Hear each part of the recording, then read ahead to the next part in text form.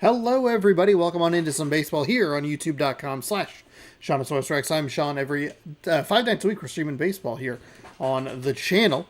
So subscribe, ring the bell, give it a thumbs up, all that good stuff. We're going to look around the league here just for a moment, as I'm going to scroll down here to our regular thing.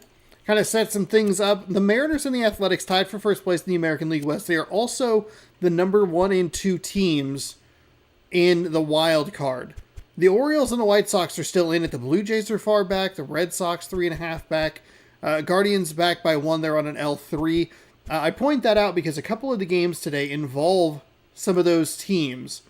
One of them, it's the Orioles and the White Sox. Okay, cool, great.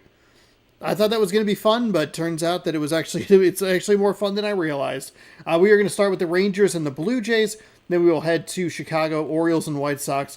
Then we're going back down to Houston, Braves and Astros, and then the Mariners and Royals will wrap things up. Royals far out in front in the American League Central.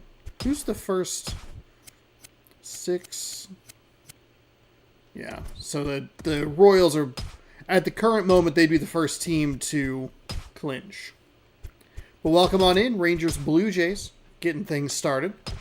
Happy MLB The Show 26 release day. Or gameplay trailer release day. Yes, I have heard of The Office.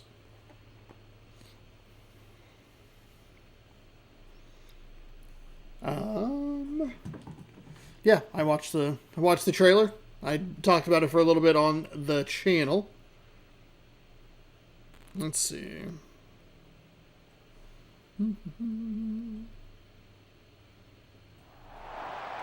Oh, that is an excellent point that I did not consider.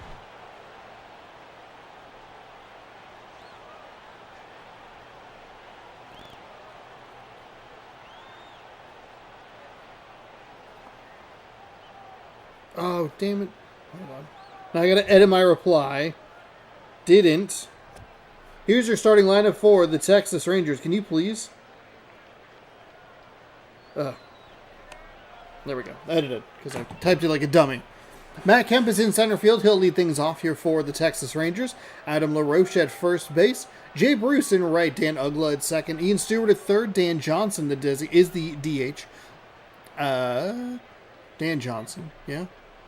Dan Johnson, designated hitter. Ian Desmond at shortstop. Mike Napoleon Dynamite in the catching position. Milton Bradley in left field. A switch hitting left fielder. That means they have a righty on the mound, Jason Marquez. 6-6 with a 5.22 ERA. 12 games, 29.1 innings pitched, 35, 11, and 16 hits, walks, and strikeouts. What'd you think of the trailer, Sky Zone?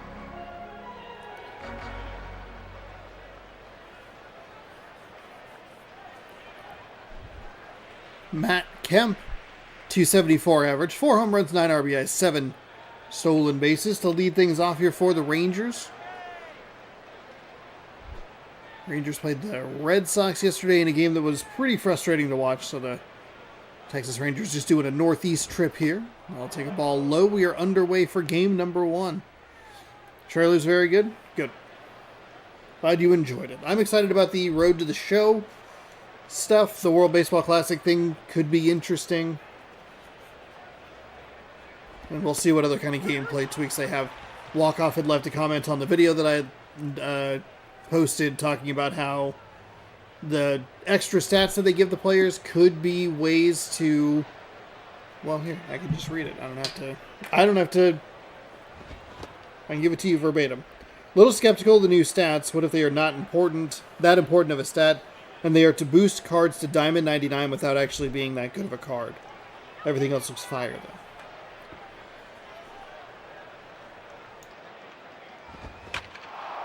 That is hit up the first baseline foul. That is an interesting point that I hadn't considered, because I know that that's a problem in the MLB The Show stuff, where the stats that matter are way up there, and then some of the stats that don't matter are a little bit lower, and then it just kind of like, they're able to boost cards that aren't all that good in the first place, and those are the free cards that they give out to try and incentivize you to buy packs to rip for the good cards.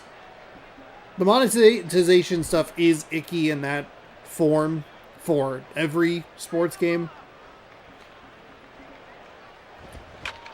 That is hit out toward right field. Does it have enough distance? No, it does not. It won't even get to the warning track. Out number 2.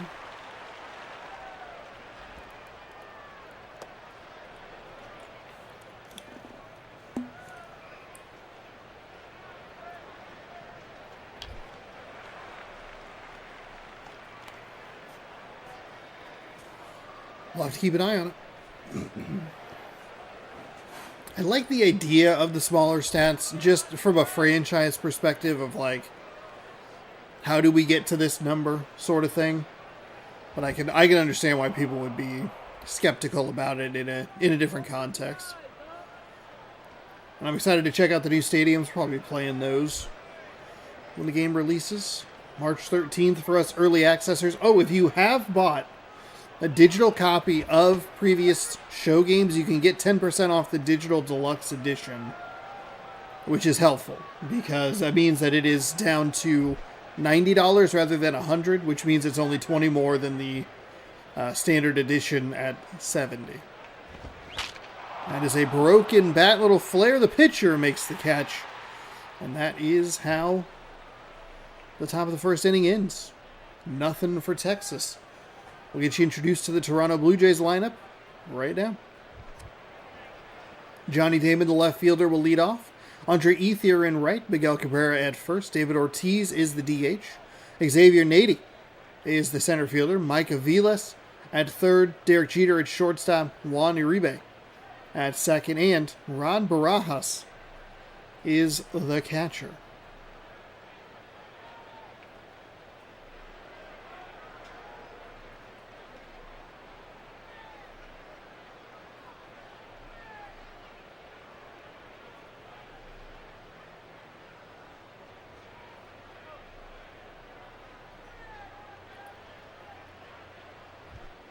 Colby Lewis is 3-7 with a 5.57 ERA, 13 games with 32.1 innings pitched, 39-15, 33 hits, walks, and strikeouts.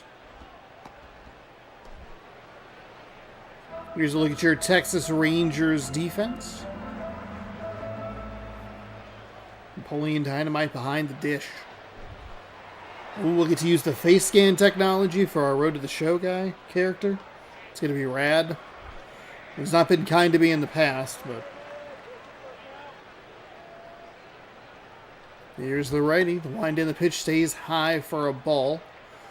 1-0. Both leadoff batters taking the first pitch for a ball. About my fake stats worry.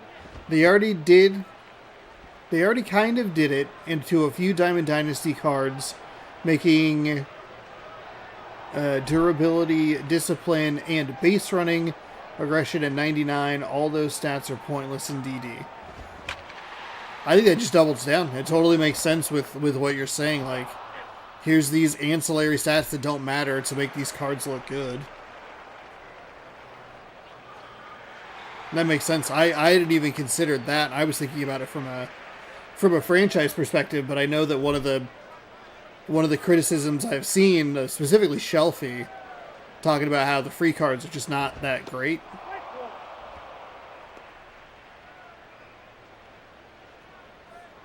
And it gets into that scummy monetization tactic of like, well, the good cards I have to pay for, so I'll buy the microtransactions to get the stubs, to rip the packs, to hope to get it.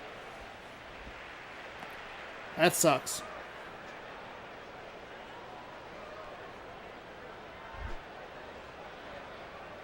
One and one. No score here in the bottom of the first. One gone for those of you just joining. Gets that low outside corner for a strike.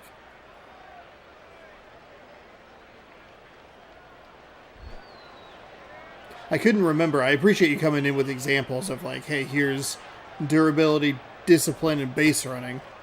I couldn't think of what the stats were that like didn't matter.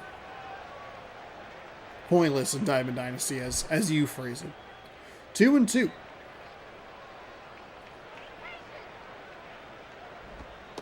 Inside for a ball.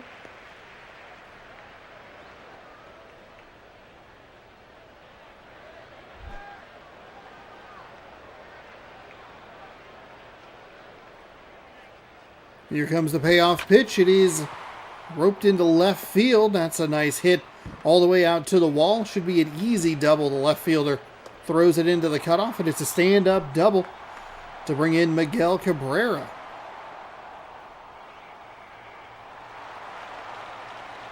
Nah, just be a no-lifer and play MLB The Show 18 hours a day. No microtransactions needed. It's my biggest problem with the format of Diamond Dynasty or Ultimate Team or whatever. It's just that the payouts never match the effort. The rewards aren't good. If it was any other mode or any other game, it'd be like, this sucks. If this was Borderlands, or the only Borderlands or Destiny or whatever, and maybe Destiny isn't a great example. And if this was like, if that was the loot drops that you were getting, ugh.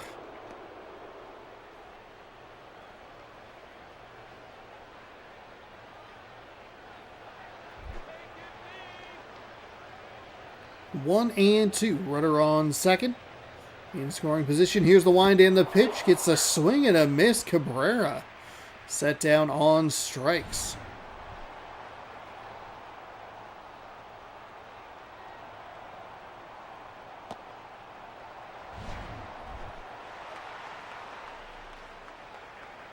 David Ortiz batting under 200. 4 home runs, 14 RBI.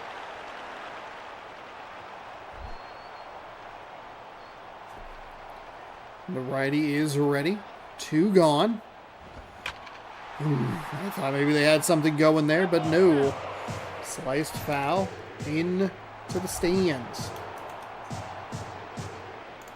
Chanting MVP. I know it's a canned line of dialogue, but for a dude hitting under 200, a little wild. Battle Royale and ranked battles always have the best cards, although events sometimes have really good cards. Like that Eddie Matthews event card in MLB 24, so that's outside for a ball.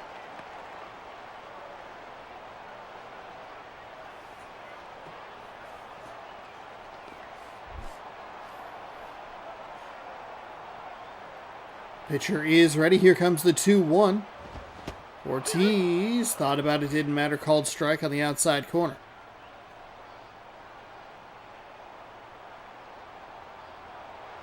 That's also a good point, though, is that the Battle Royale always gets the best stuff. And that is strike number 3. So Texas Rangers pitcher gives up the double, but they don't do anything with it. I feel like this is such a Toronto Blue Jays offensive performance. They have a guy that you would fear in the name, but just not batting well at all. This Blue Jays lineup has such good name value, but just not a whole lot going on. Led to the top of the second, scoreless.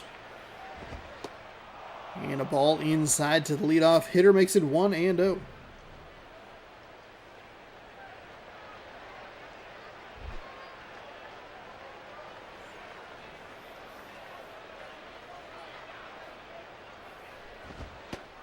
Inside for a ball.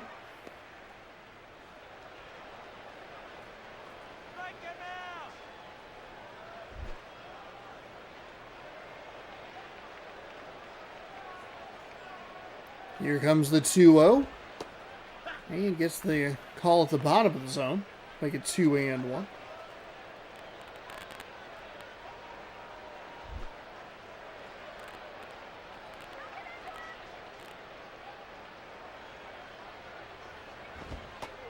That's outside.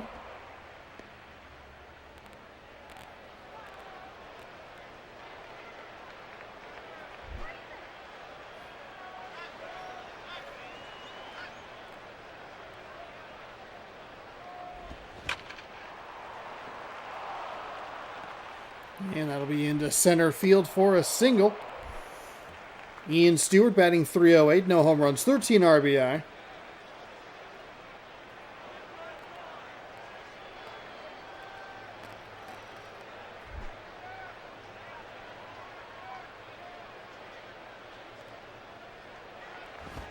That is inside. Ooh, that's going to get the strike call. Thought that was on the inside part of the plate.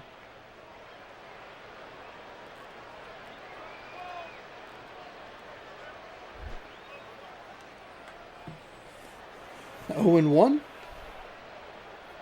Here's the wind and the pitch outside for a ball.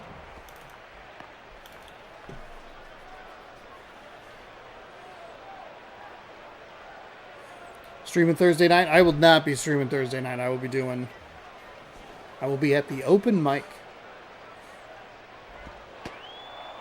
It's outside for a ball. That'll be a March Mascot Madness video night.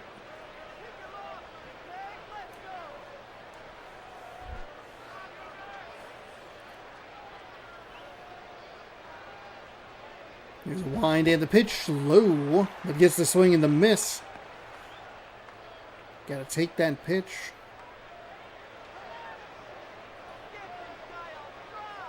Makes it 2-2. Probably would have been a 3-1 count. Looked low. That's fouled away. Oh, thank you. Appreciate it.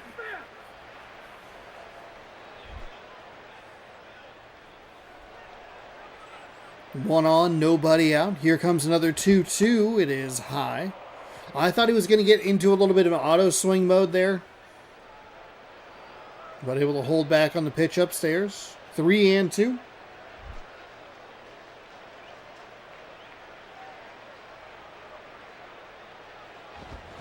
That is rolled up the first base line. First baseman not able to get to it. Makes the big turn at second. It'll be runners on the corners with nobody out for the Texas Rangers.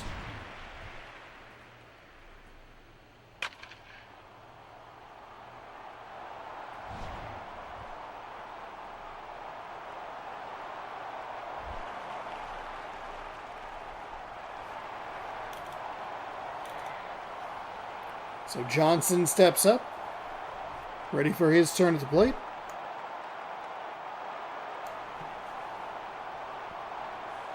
See what the lefty can do here. Fouls off the first pitch, 0-1.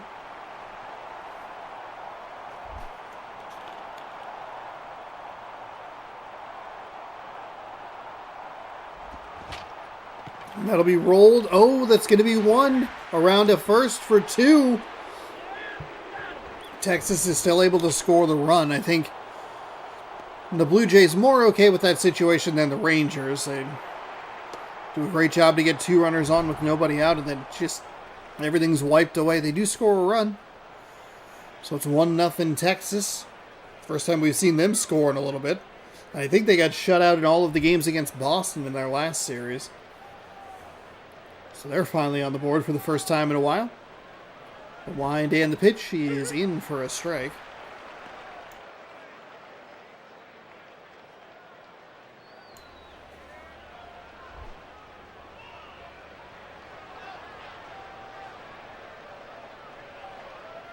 Here's the wind and the pitch, and it's foul at the first base line, or third base line, excuse me. 0-2.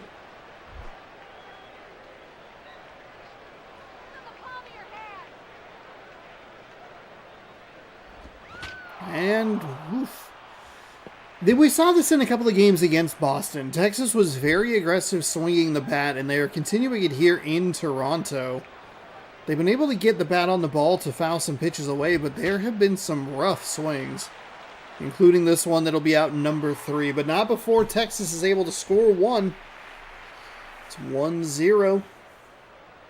Nady, Aviles, and Jeter coming up for the Blue Jays.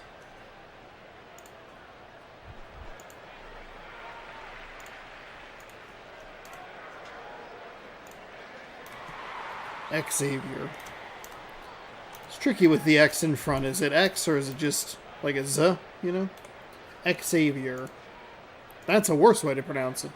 Here's the wind of the pitch that stays up high for a ball.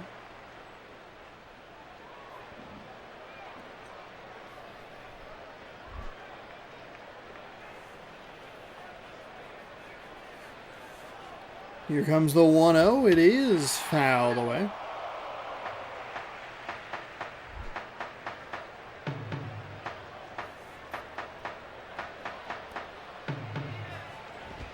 That's inside. Lucky he didn't hit him.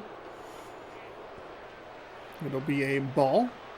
So we get 2-1. Trying to read the tiny text. It is indeed 2-1. That is a big swing and a miss and a pitch low. Maybe outside the zone. Maybe right at the edge. Either way, it's a strike because he swung. 2-2. To be fair to Texas in that previous series, Boston was very aggressive with their swings as well. Maybe tries to let that one go by and take a pitch, but does not matter because he is called out on strikes. Mike Aviles stepping up.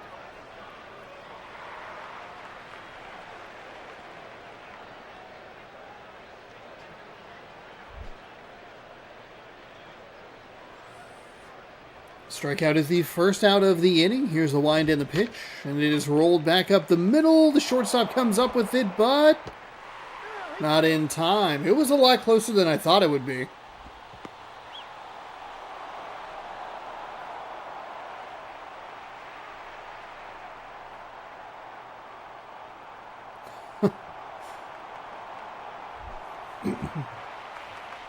That's funny.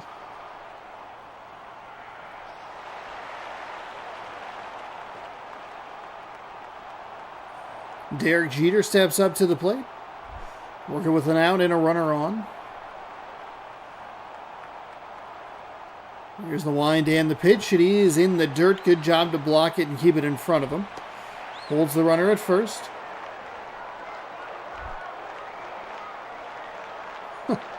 Sometimes the... Oh, they're going to put the runner in motion. Swung on and missed. The throw was into center field. Oh, he slid into second. It meant that he didn't even have an opportunity to try to go to third, as that was yeeted. Puts a runner in scoring position, the tying run in scoring position. Isn't it weird how, like, genetics work?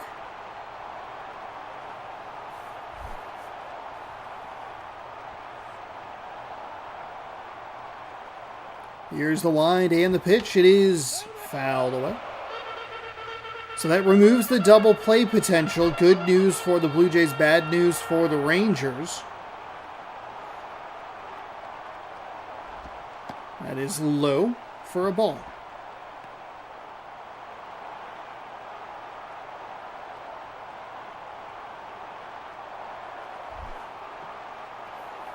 Two and two. Pitcher is ready for the 2-2, and Jeter puts a swing into that one. But the right fielder is there to make the play. The runner will advance to third easily. But two away doesn't give the Blue Jays a ton of options to get that runner home.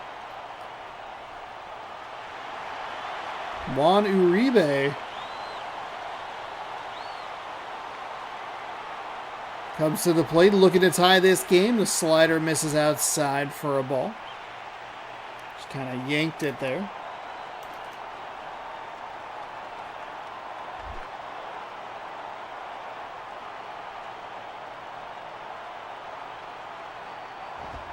And that is foul of the third baseline. Would have tied the game, but could not keep it fair.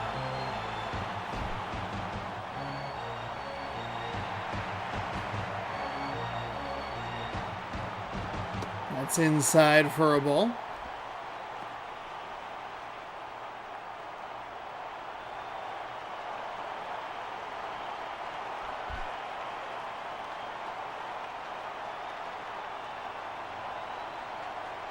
Righty winds and fires. That is hit out toward left field. It is going to be caught at the warning track, and the Texas Rangers escape the threat. Have you had a chance to watch any JM Baseball Channel trivia games? I have not watched any recently, but I watched a few here and there last year. Mike Napoleon Dynamite going to lead things off here for the Texas Rangers.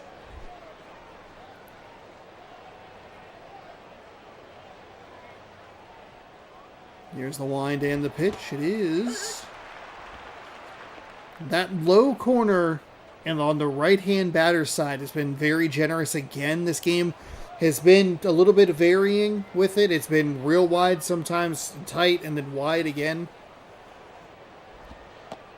And that's a dangerous pitch. Good take by Napoleon Dynamite.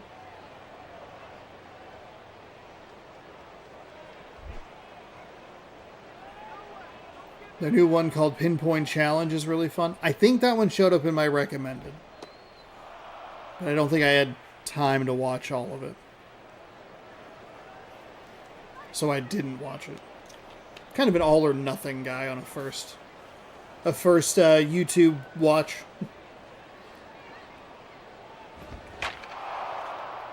That is absolutely cracked out towards the gap. It's going to hit the ground and into the majestic sign. Stand-up double for Texas to lead off the third inning. I'll have to give it a watch.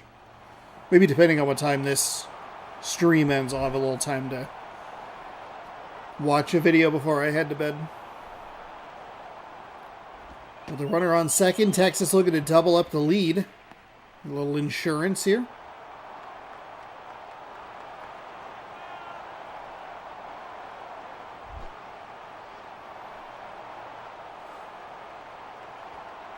It's 1-0 here in the top of the third, and that's going to get away from the catcher all the way to the backstop. Well, not quite all the way to the backstop, but far enough in directly behind the catcher enough to where the runner is able to advance 90 feet. That's where you really got to try to keep it in front of you.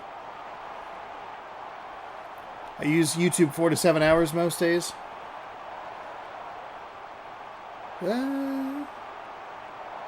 If I'm not streaming... Well, it's been weird because I've been going to some days even more. The weekends have been pretty YouTube heavy for me. And that's a walk. Interesting. If I play music with it all day. Oh, okay. Yeah, that makes sense. Matt Kemp, 0 for 1 with a strikeout. 272 average.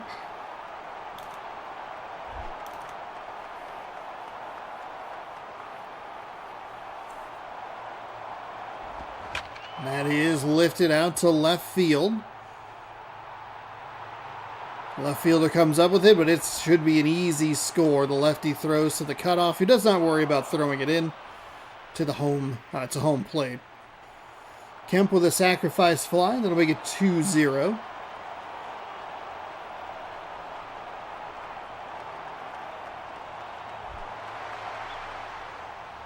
Adam LaRoche.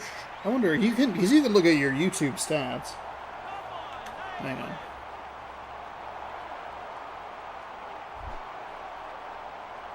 Or history. Good.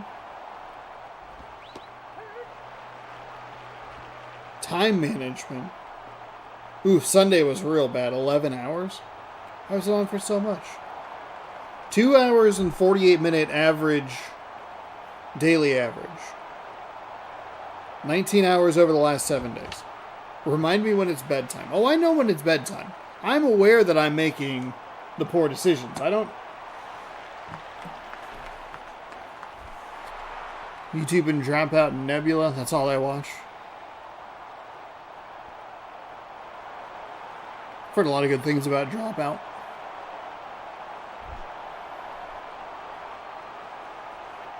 Top of the third. Now with 2 outs, that's inside for a ball.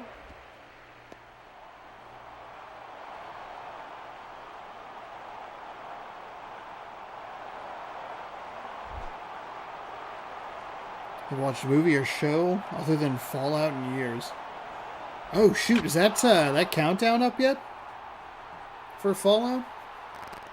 I'm not sure when the episodes premiere.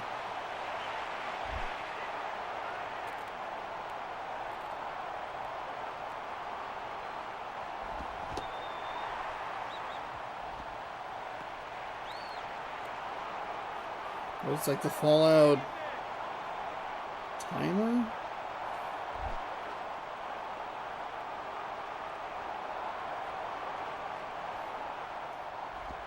That is hit out towards center field. Dropout's the best $7 you spend a month. I'll have to give it a whirl.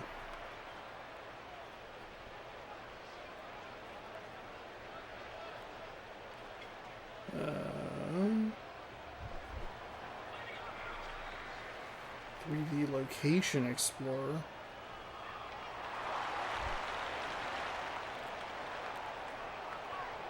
Just a countdown timer. Come on. Why would you not just link to the website?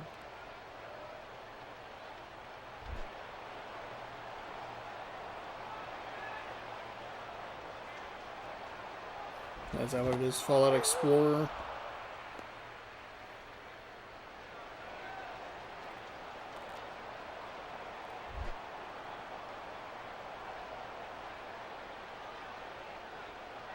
Is that it?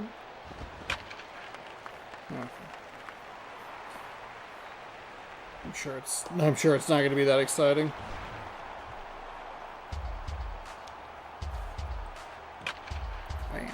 I haven't watched any of Fallout Season 2.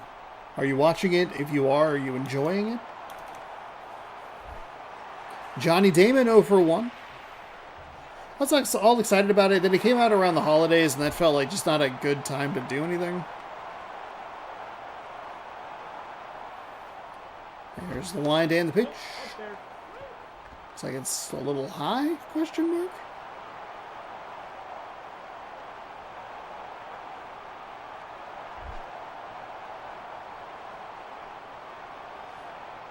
So nobody out, a runner on first, thought about swinging the appeal down.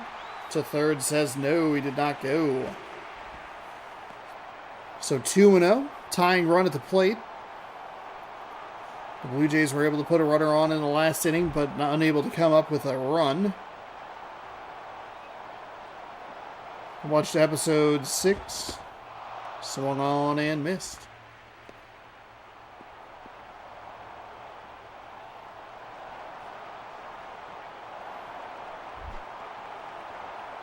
Two and one.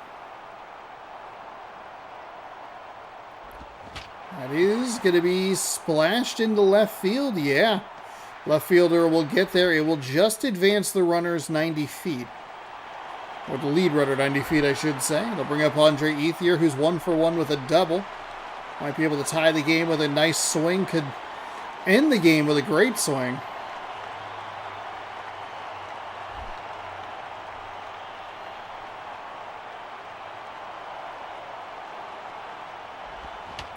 And that is not a great swing. That is a very bad break for the Toronto Blue Jays.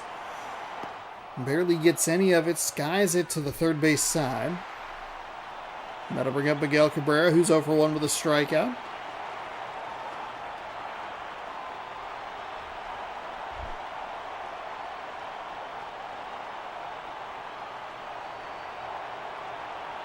Wind and the pitch. Cabrera takes a strike. Make it 0-1. He is the winning run.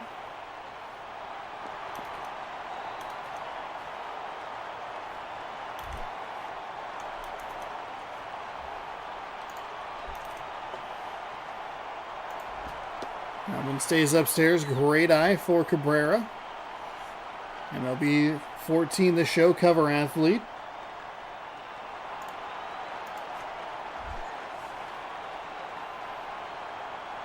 Shakes his head in approval. Here's the wind and the pitch. It is hit up the third base side. That's going to get into left field. That'll score at least a run. The left fielder throws the ball in, and they are not going to be aggressive. It puts the winning run in scoring position, but due to the fact that they seem to think the third baseman had a shot at the ball, there might have just not been enough speed regardless. We'll bring up David Ortiz. He's batting 194. 4 home runs, 14 RBI. He's going to need to get this pretty deep out there if he's going to try and win this game.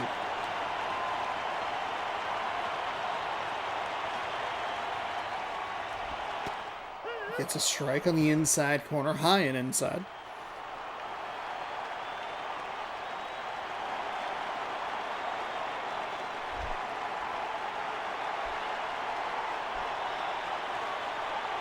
Here comes the 0-1.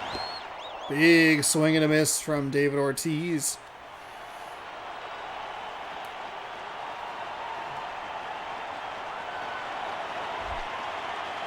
Oh and 2. The wind and the pitch. It is hit up the third base side. Foul.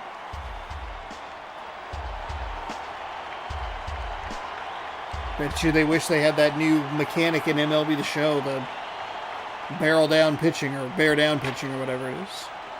Smashed foul up the first base side.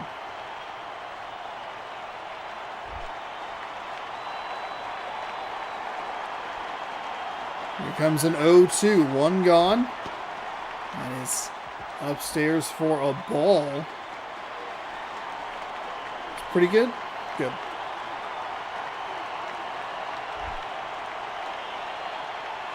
The ball makes it 1-2. The wind and the pitch is fouled away, so it'll stay 1-2. Just one gone.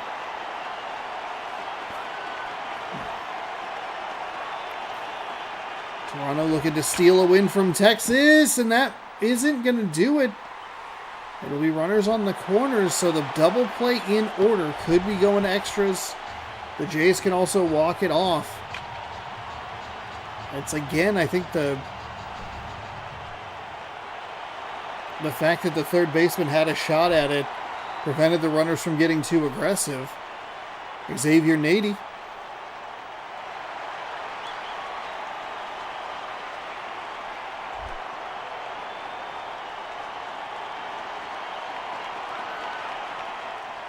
The wind and the pitch is in for a strike.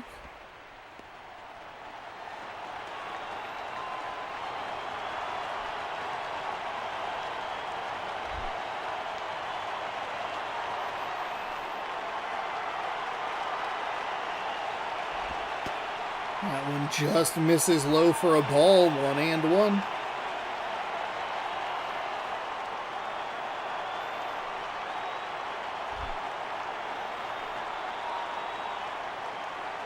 Can they do it? Can Toronto pull out a win here? We'll have to wait at least one more pitch to figure it out.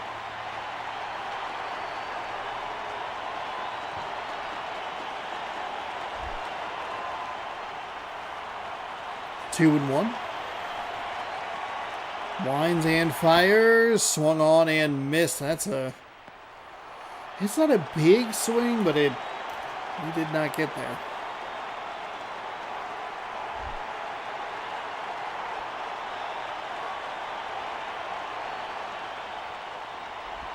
That's outside. Good take.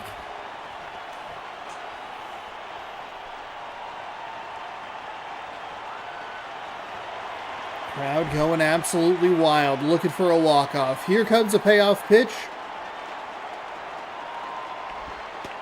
And it's a walk. Okay, some of the bold takes we've seen over the last couple of days have bitten the batters, but that time it is in favor of the batter.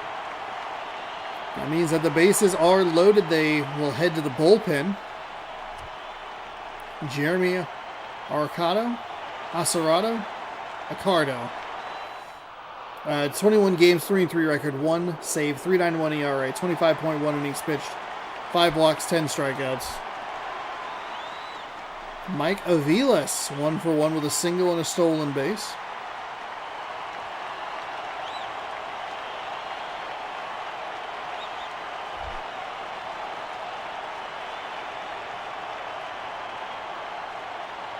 Righty is ready. Thought about it. Should we rated our broadcast on sports where the announcers are super invested and screaming? You gotta swing the bat! Swing the fucking bat! Oof, okay. Very passive here.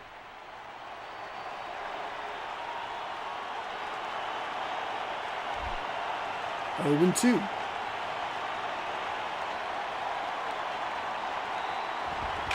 And that is lifted out towards left field. He has him running away from the play. It is caught, but it's going to be an easy score from third. And that will do it. A walk-off sacrifice fly. Except for it was a close play at third. It would have been out number 3, but it would have been, would he have scored? It doesn't matter because he was in safe at third. Oh. I love the frozen umpire. So Toronto storms all the way back and picks up the victory. 3-2 your final. That walk was pretty brutal to load the bases. Miguel Cabrera 1 for 2 with a double and an RBI. He is your player of the game. Jason Marquise improves to 7 and 6. Colby Lewis falls to 3 and 8. And that is game number 1.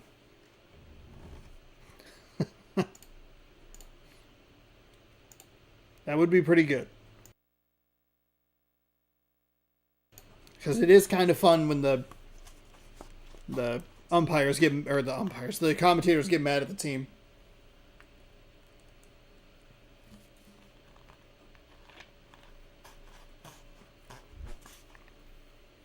Swing the bat and catch the ball. Sorry, folks, for the language. Rays over the Twins, 3-2. We watched a game that was also a 3-2 finals. We'll scroll down a couple and hit the next game, which is the Orioles and the White Sox. Surprisingly, both teams still in the playoff race. But kind of great that they're both in the playoff race and battling each other. The American League wildcard race is, hey, thankfully right here. Cleveland looks like they picked up a win to improve to just a half game back. Orioles are 2 games back. The White Sox 2.5 games. So if one team can sweep the other, they'll significantly help their chances. If it's a 2-1, especially if it's a 2-1 in favor of the White Sox, if they're able to just win the series, then all of a sudden it's like, you probably knocked each other out. But it looks like it's going to be the Guardians, Mariners, or Athletics. One of those 3 in that wild card spot, as the Guardians have really struggled down the stretch. Baltimore is 32 and 32. Chicago is 31 and 32. Welcome to U.S. Cellular Field while I swap out the thumbnail. Thanks everybody for hanging out. Give the video a thumbs up if you haven't already. Subscribe if you'd like more.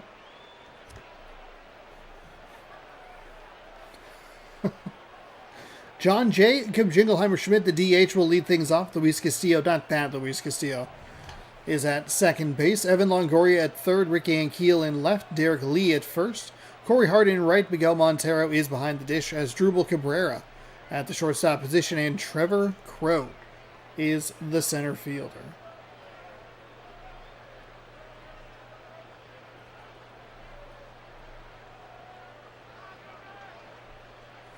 That's just me yelling at MLB The Show 26. Strike his ass out. Let's fucking go. We're not losing tonight, baby. They really like talking about John Jacob Jingleheimer Schmidt. Rick Porcello is 7-3 with a 3.94 ERA. 12 games with 32 innings pitched. 39, 8, and 18 for the White Sox. It's a good pitcher for the White Sox to have on the mound in this situation. Hey, there's under 3 weeks left in this season. We have a shot at it. We have a team that we are behind. We are coming up on a series. Get a little lucky sometimes with your pitching matchups. See what the righty wants to do here as he gets ready for pitch number 1. He throws a strike. Low and inside. We are underway from the south side of Chicago.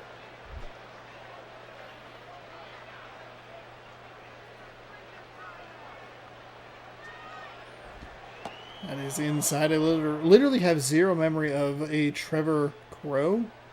Rare to see a baseball player's name that I don't have any memory at all of. Oh, okay. Just such a nothing presence. Never did anything.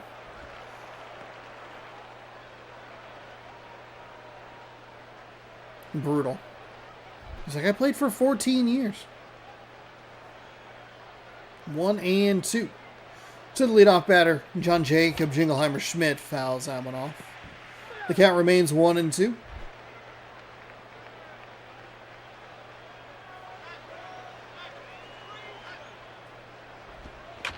That is hit foul. That's a foul ball.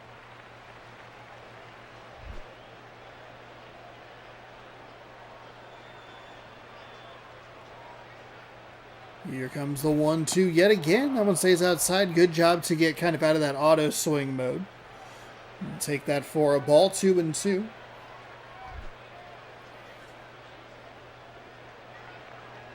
It is my name too. And fouls it off again. Nice job to just stay alive here at the plate. 2-2. Yeah, when we get Baltimore games earlier, I have that song stuck in my head for the remainder of the stream. Fouled off third base side.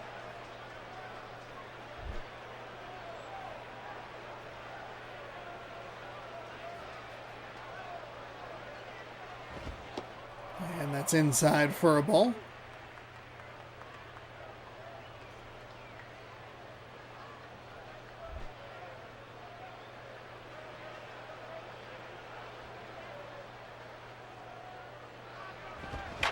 And that is ever so slightly foul. Had the distance.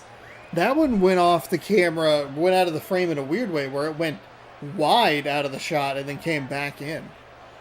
Gosh, you would want that pitch back. It's a long at-bat to start this game out.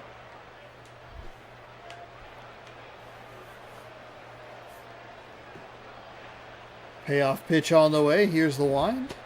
And gets him after all that. He got taking strike 3 on the high corner. Luis Castillo stepping up. So he'll get a look. Had a long look at this pitcher in the batter's box. See what he can do against Porcello.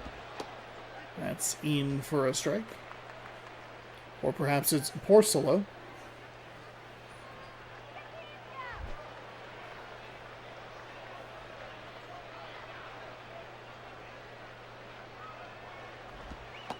That's outside for a ball.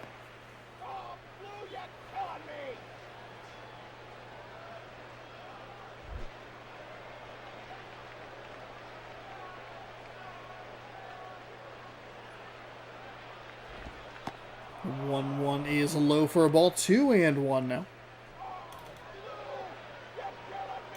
That guy is still losing his mind.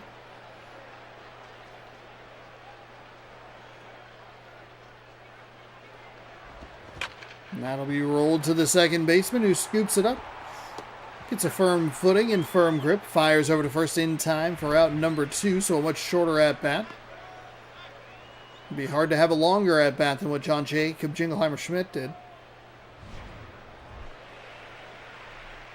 Evan Longoria batting .358, 6 home runs, 18 RBI. I believe the 1 stolen base. Was it 1 stolen base? Yeah, 1 stolen base. Big looping curveball misses outside for ball 1.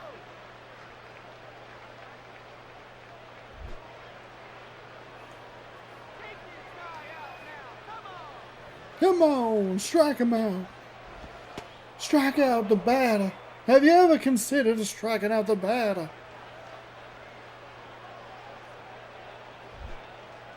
2-0. Kind of going the opposite way of striking out the batter. Here's the wind and the pitch. I mean, you got to pick a spot, see if he throws something in that area that maybe you can get a hold of, and then just let everything else go by. That one definitely sailed on him, and it's 3-0. Ooh, 3-0. Right back up the middle into center field. I liked him when he was a Giant. I know his best years were in Tampa Bay, but I still enjoyed Evan Longoria. Gotcha.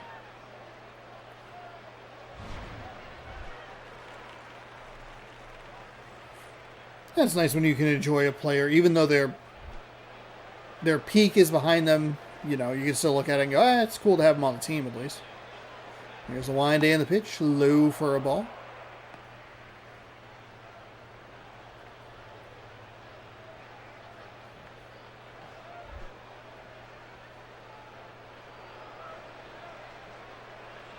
1-0, 1 on, 2 out. And a very long top of the first inning here.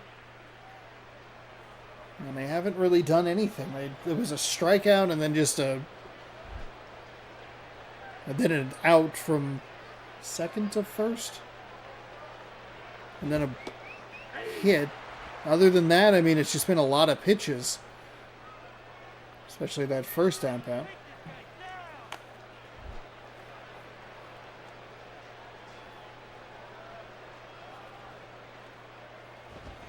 That is foul up the first base line.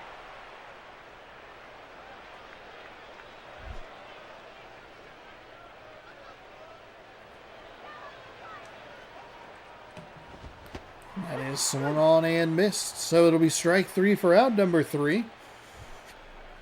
Baltimore picks up a hit but sees a lot of pitches. We'll head to the bottom of the first. We were in that inning so long I forgot that we were there. B.J. Upton, straight righties except for Jed Lowry, the shortstop, switch hitting shortstop, I should say. Center fielder B.J. Upton leading things off. Maglio Ordonez in right. Albert Pujols at first. He's back in MLB The Show 26. Manny Ramirez in left field. Ryan Rayburn at the DH spot. Scott Rowland at third. Yorvit Torrealba at the catching position. Sean Rodriguez at second. And like I mentioned, Jed Lowry, switch hitting shortstop, rounds out the lineup. Very excited for King Felix to be back in the game.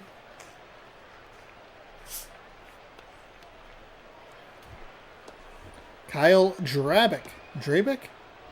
5-6 with a 6.43 ERA, 12 games, 28 innings, 37-9 and 22 hits, walks, and strikeouts. For Chicago, this kind of lines up. I know the number sometimes can be a little bit of a it can be a little misleading. But I think when you look at the pitcher that the White Sox have versus the starter that the Orioles have, this feels like a great opportunity for the White Sox. They're going to need some help from some teams outside of the division to knock Cleveland back to them a little bit, or the Mariners, or Athletics. And Upton does a good job. One pitch, one swing, and it is gone. A solo shot. 1-0 White Sox just like that.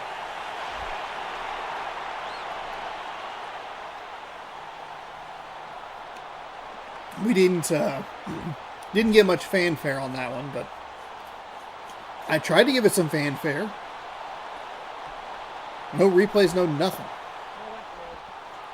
Rick Ankiel, what a very, very old or odd catcher, or an odd career for a baseball player. Someone say I need new glasses? No, I don't. That is... Okay, that's... That a 0-0? Another 0-0? No, that was a 1-0. 3 pitches, 2 swings, 2 hits. And Albert Pujols apparently led the National League with 9 home runs. See what the White Sox can do. Can they bury this Baltimore team early?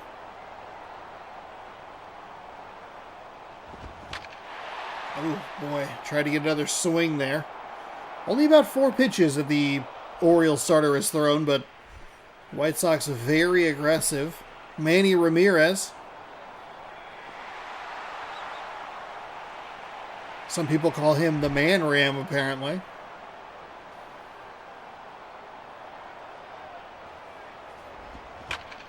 Oh, right to third base. That is an unfortunate... That's an unfortunate break. The White Sox are unbelievably aggressive. That had to have been like a 6-pitch inning. They picked up 2 hits, sure, but... 1-0. Feels like an opportunity wasted for the White Sox, especially considering that they got that guy on base. And then still just were just like, we got to swing for everything.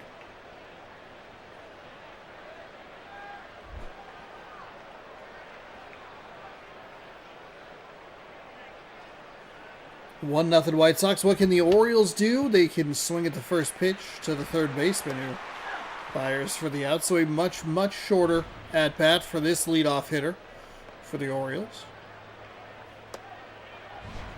1 pitch, 1 swing, 1 out.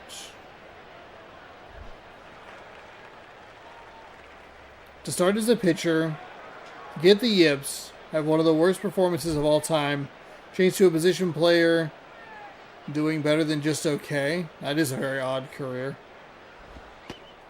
That's outside for a ball.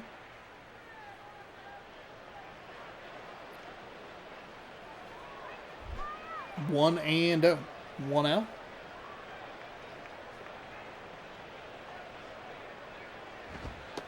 He's in for a strike.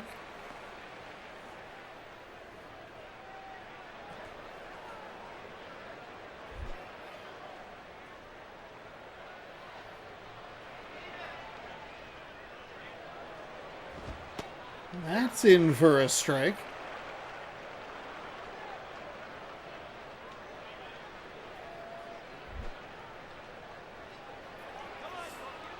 One and two.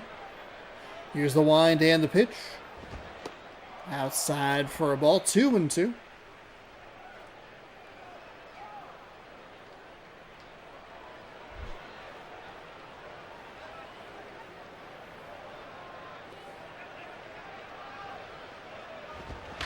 And, ooh, that was a bit of a reach there on 2-2. Might have been a pitch that was so bad it was good. You can see where the catcher was set up, but the batter reached like across the plate to get a hold of that one. Or just to get a piece of it, not even really get a hold of it. That one bounces away. Just a harmless ball for the Orioles. Or for the White Sox, excuse me. First baseman, I wasn't sure was going to be able to get there, but a nice diving stop.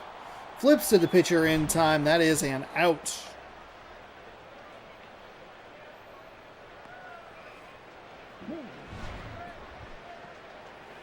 Wow. Miguel Montero batting .231. Couple of home runs, 6 RBI.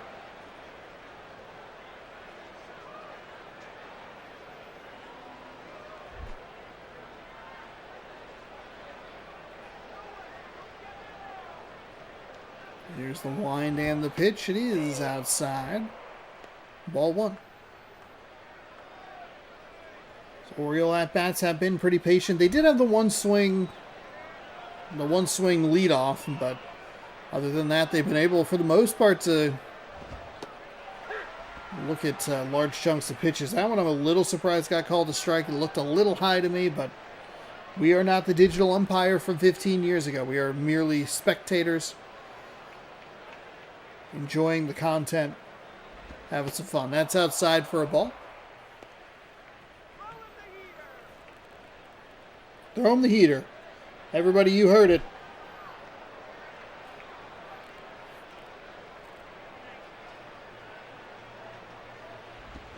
That is lifted out towards right field, but the right fielder is there.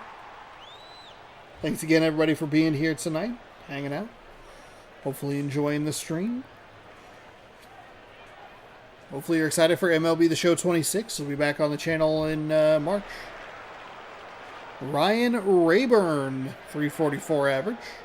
Couple home runs, 7 RBI. A little handful of stolen bases there. See if the White Sox can add anything on, or if they're going to have to just cling on to a 1-run lead. Looks like this guy is ready to just go. I'm ready to look at as many pitches as any batter has for the White Sox today, which I think the max would be 2. Here is pitch number 2 on the 0-1. He's going to take a swing at it. Nope, just kidding. What an interesting clash of styles we have here. We have the Baltimore Orioles more than willing to just take pitches, foul stuff off, long, grindy at-bats, and then the White Sox just going, just get it off your shoulder, like, let's go. We have dinner reservations tonight, folks. We gotta go.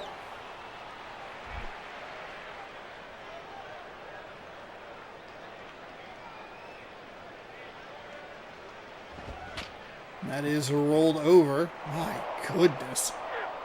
Even if I hadn't messed with the stamina, I think the Orioles pitcher would be in good shape to get through the whole thing anyway. Do they show the pitch counts in the stats?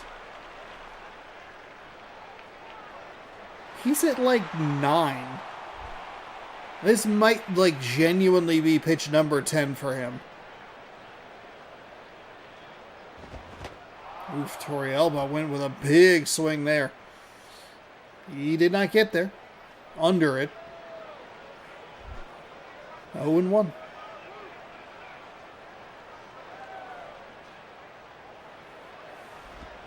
And there's a no-doubter. Absolutely got all of that one, which is a little surprising considering how far over the plate it looked like he was leaning. But hey, he saw what he wanted and knocked it out of the park to double up the lead. 2 solo home runs for the White Sox. Looking to climb themselves a little further into the playoff picture. 387 majestic feet. When the leadoff hitter does it on like the first pitch of the game, who cares? Yorvit Torrealba? Hey, Sean spells his name correctly, Rodriguez.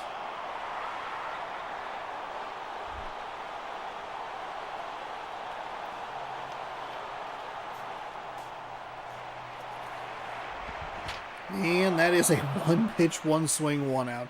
You're giving us Sean's a bad name. Come on. He's had to have thrown maybe 12 pitches. The White Sox have picked up 3 hits, 2 solo home runs, and given them a 2-0 lead. Cabrera, Crow, and Jay. Jingleheimer Schmidt coming up. I'm going to check one thing in the stats category. Game summary. Box score. Does it show how many pitches? No. God, that'd be... Oh, wait. Player stats? No, that's all the games. Done. Okay. That's unfortunate. He could not have thrown more than a dozen pitches. I think he threw maybe 6 in that first inning. And I think he threw 5 or 6 in that second inning. So 11, 12 maybe. And I feel like I'm over counting.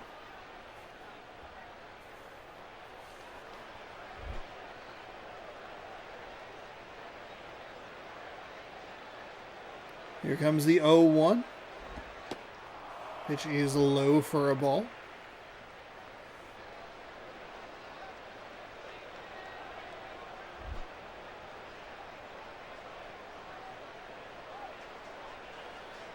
Here comes a 1-1. Low for a ball.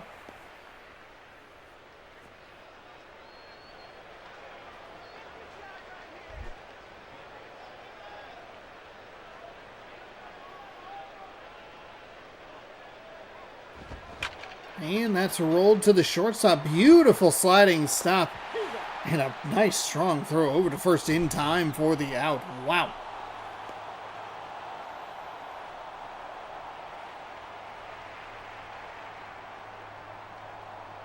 He had a nice replay as well. Love the step towards it by the first baseman. Get that out. Let's get the heck out of here, huh? Trevor Crow batting .267.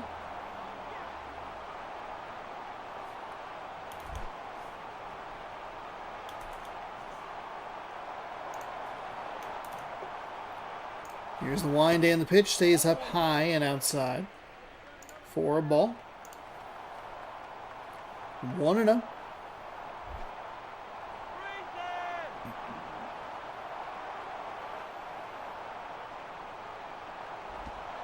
And that's in for a strike. Nice pitch.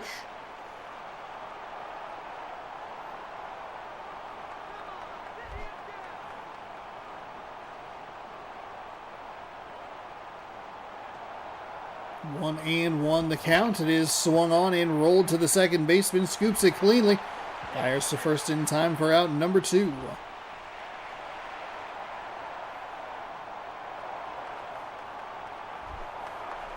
John Jacob Jingleheimer Schmidt is going to be the last chance for Baltimore to keep this game alive.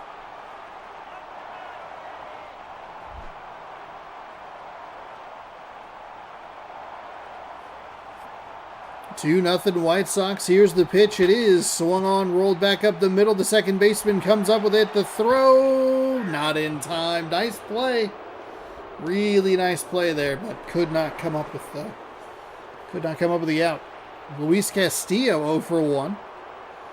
Looking to keep this game going.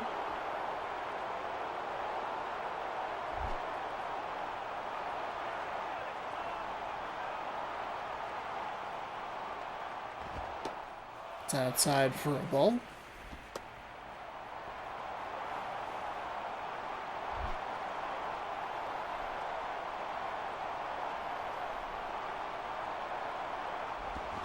And gets the strike call on the high outside.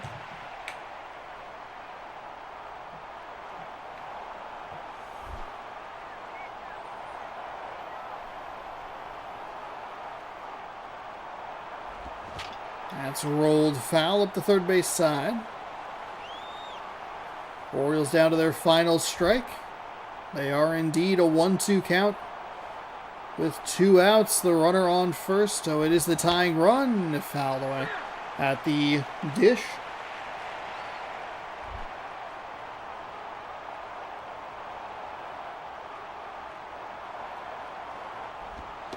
Ooh, misses inside. 2-2.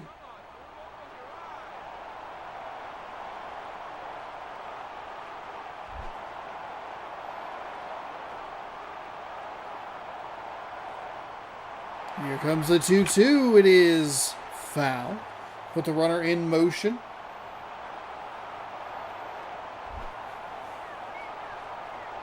Kind of like the decision there. Like, I mean, whatever.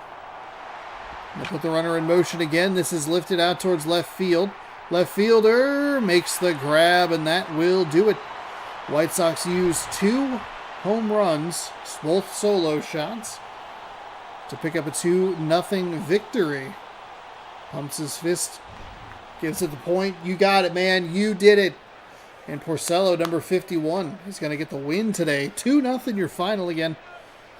White Sox climb a little bit closer in the American League wild card race. This, like I said, earlier in the game, I mean, this was a great opportunity for the White Sox. They had a good pitcher on the mound for them, and they were facing a pitcher who hasn't played as well for the Orioles. Rick Porcello is your player of the game. 3 innings, 2 hits, 2 strikeouts. Improves to 8-3 with that victory. Kyle Drabeck is 5-7 following the loss. Torrealba and Upton, their 3rd and 5th home runs of the season. Total batters faced 11. I got excited. I was like, he only threw 11 pitches. Like, no, different stat.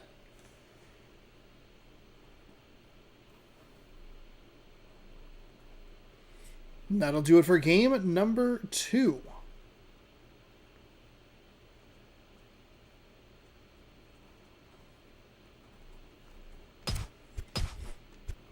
Take a look at today's games. Let's see.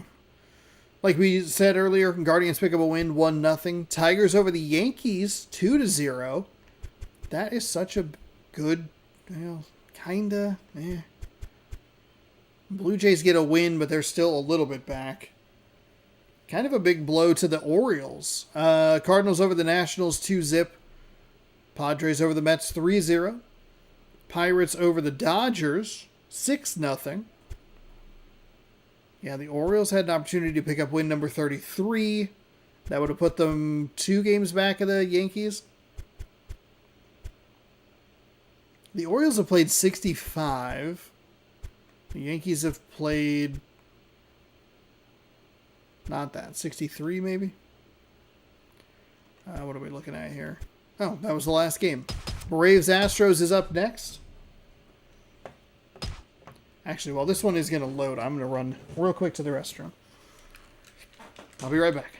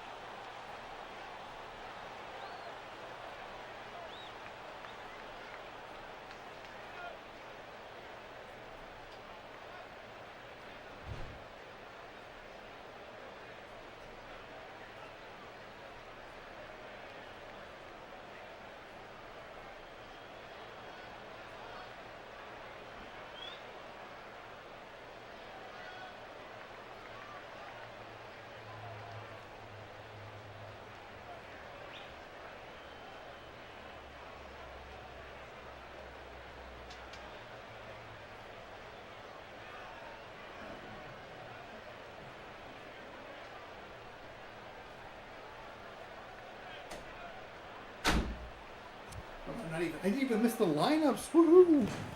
Danny Worth, the shortstop, leading things off for Atlanta. Howie Kendrick at second. Josh Hamilton in left.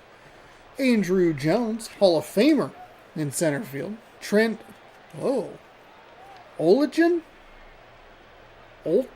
Olchen? He's in right field. We have not seen that name. AJ Przinsky is behind the dish. Ross Galode, the designated hitter. He's just happy to be here. Mark Teahan at third base, and Gabby Sanchez is at first. While all of that was happening, Derek Lowe is 4-7 with a 5.40 ERA. 12 games, 31.2 innings pitched, 38, 15, and 11 hits, walks, and strikeouts. Hopefully everybody gave the video a thumbs up. Subscribed if you're new. Danny Worth getting things let off. 261 average, but zeros the rest of the way. Throw the heater. You're going to want to make sure to throw the heater. Here's the wind and the pitch. We are underway here in Houston. Game number 3. We'll be live tomorrow, 6 p.m. Pacific time, for more MLB The Show.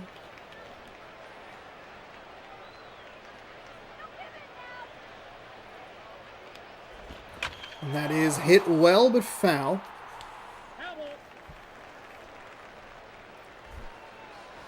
1-1 following the foul ball. That's inside. 2-1.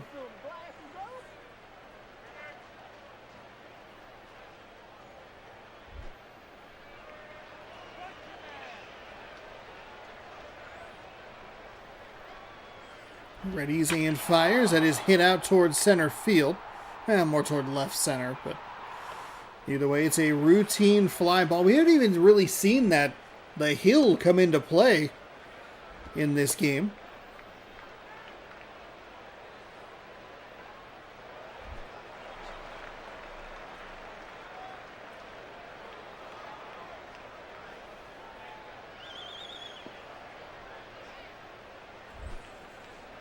Howie Kendrick stepping to the plate. Atlanta. They are in... Kendrick does not like that call. They are chasing down Florida and Philadelphia in the East. It's a little bit of a logjam of East teams that have the best records, or the records that are toward the top, because right now it's Florida, the Marlins in the wild card spot, and Atlanta is right behind them. So the NL, because like the Diamondbacks are fighting for the NL West crown, but the Rockies have that. As the pitcher nods. That is rolled to the third baseman, who steps and fires on the bag for the out.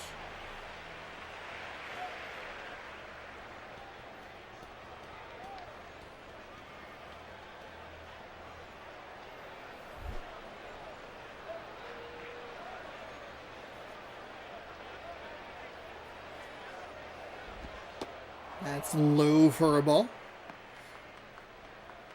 Hamilton with a nice take there. Makes it 1-0.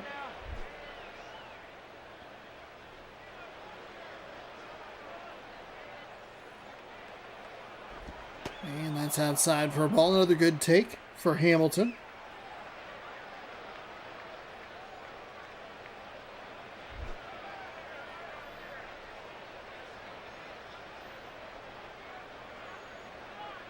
Wind and the pitch. He is in for a strike right at the knees.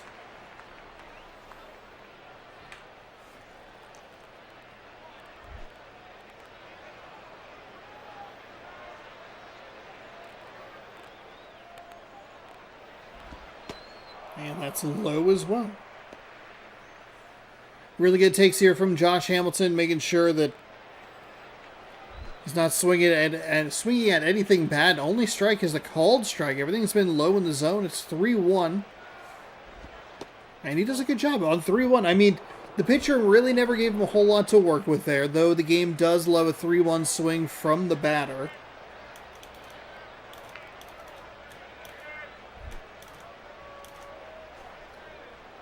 Nice take on the inside. 2 outs. That one stays high. It's a good take. It's Andrew Jones. A nice take upstairs. You would think that, oh shoot, maybe he's going to go for it. Is that a curveball that he was going to just try and clip, but is it going to end up being a hanger? No. Stayed upstairs. That one misses outside.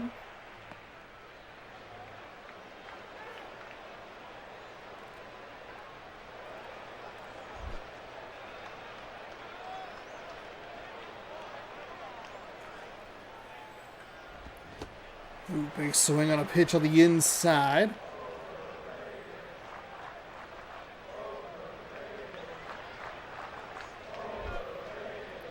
Two and one.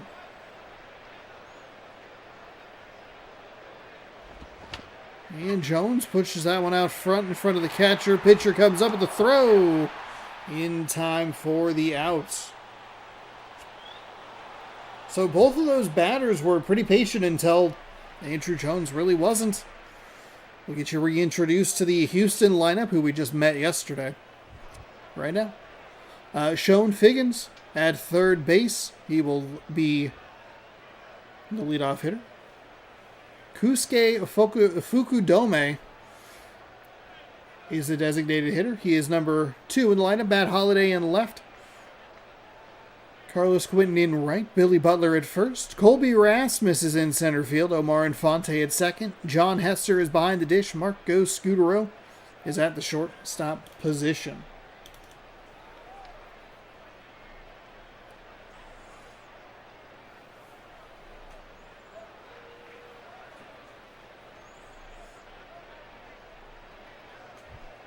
Mike Pelfrey, 10-1 with a .73 ERA, 12 games, 37 innings, 31-13, 26 hits, walks, and strikeouts. I want to say Pelfrey was one of the guys we saw during the All-Star game, which went like his ERA and his win-loss is what now? See what he can do against this Astros team. Figgins has a ton of steals. 18, I want to say. Yes, 18. 2 home runs, 11 RBI, and 18 stolen bases. Here's the wind and the pitch. It is. Okay. That's a very generous call for a strike, but all right. Not a great start for the Astros. 0-1.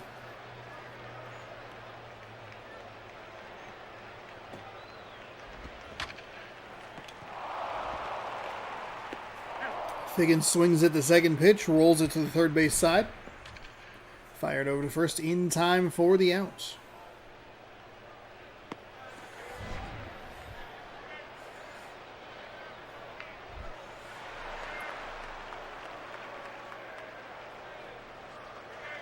Kosuke. Okay. See what he can do here in the 2 spot.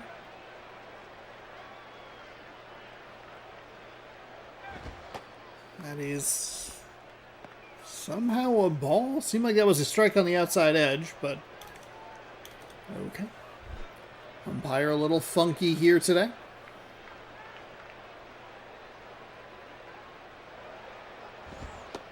And that's in for a strike on that inside edge.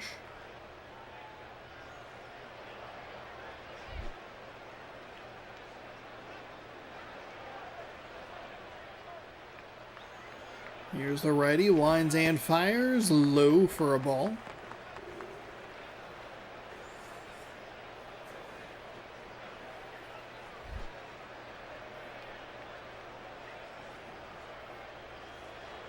Here comes the 2-1.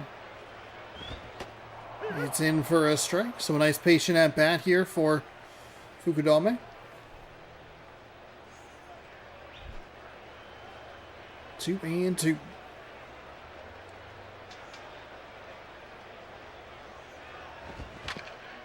That is going to be drilled to the second baseman. All right, Right into the ground. Fires to first in time. Out number 2.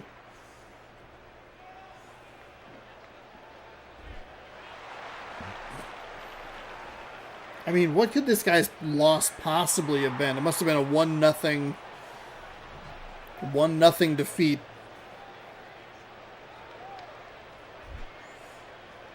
To have 10 wins, 10 wins, 1 loss, and an ERA under 1.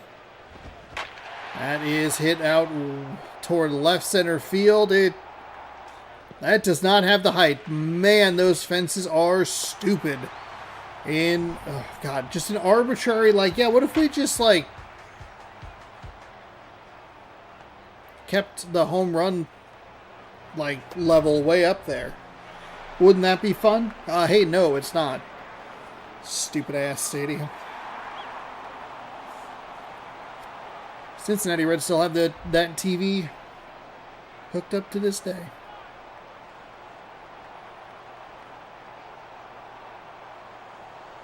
Here's the wind and the pitch. It's inside. And of course, as soon as I was like, how does he have 1 loss and an ERA under 1 and then nearly gives up a home run?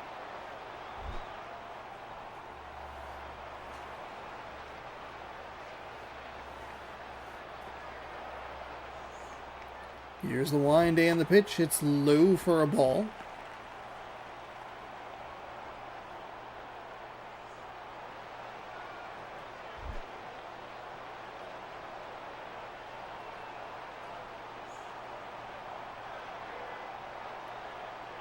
Here comes the 2-0.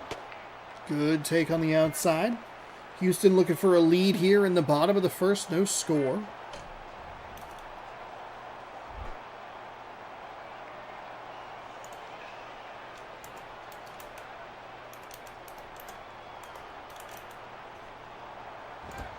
And gets the strike on that outside edge. Went back there, tried to figure out where the sweet spot was. Found it. And gets the strike. 3-1.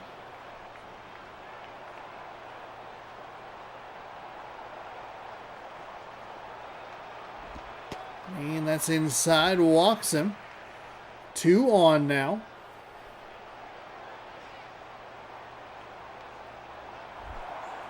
Maybe that's Pelfrey's, not like Achilles heel, but maybe that's where his issues come in. If he walks people, if he doesn't induce that swing and miss, he's having trouble picking up those outs. That is a big hero swing right there, and it is a miss. 0-1.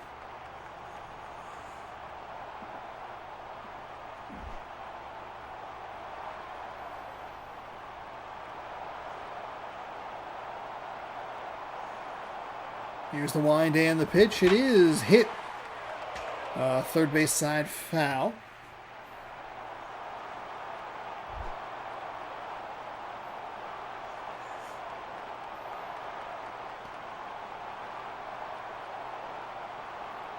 Here comes the 0-2, fouled away.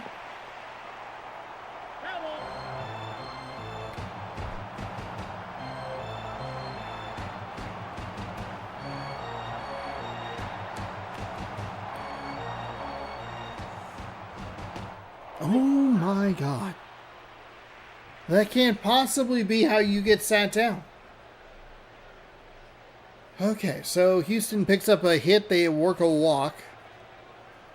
But nothing comes of it. No score.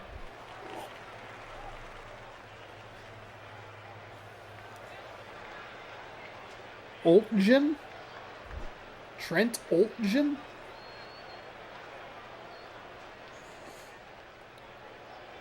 Here's the wind and the pitch. It is in for a strike. They're the opposite of the Rangers and the Red Sox. Players just taking pitches, trying to figure it out.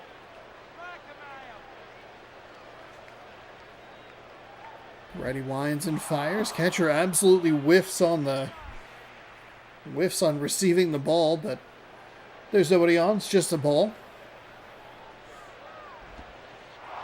Does it again. Misses the pitch. Gets to the wall again. Here's another wind-in pitch, and that is hit past a diving third baseman. That'll get into left field. It'll just be a single. Not hit hard or deep enough into the outfield.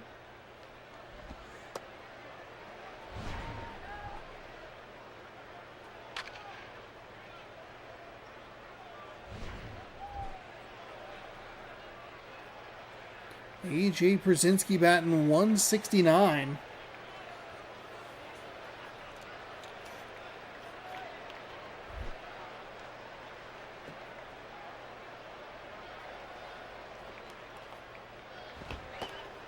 That is a pitch on the outside for a strike.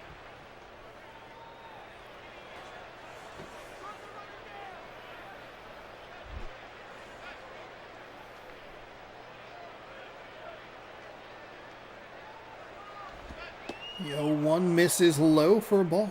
1-1.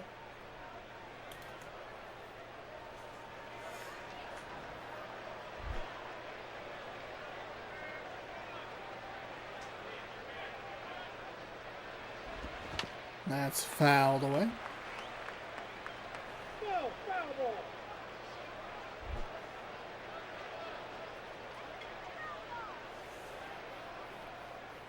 Here's the 1-2. It is lifted to third base.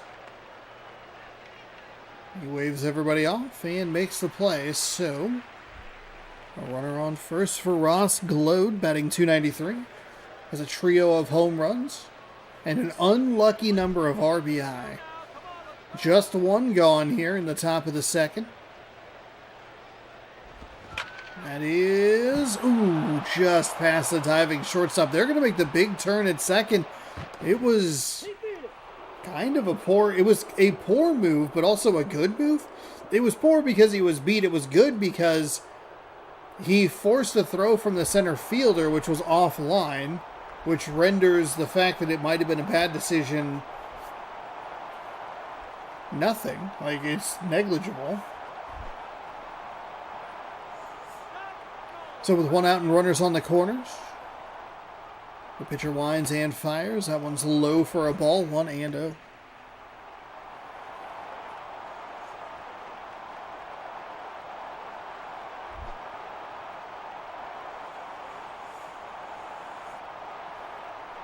Here's the wind and the pitch. It is low as well.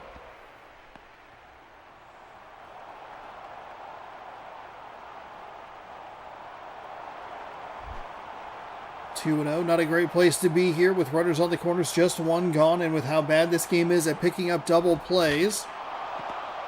Oh, there's one to second. Not in time.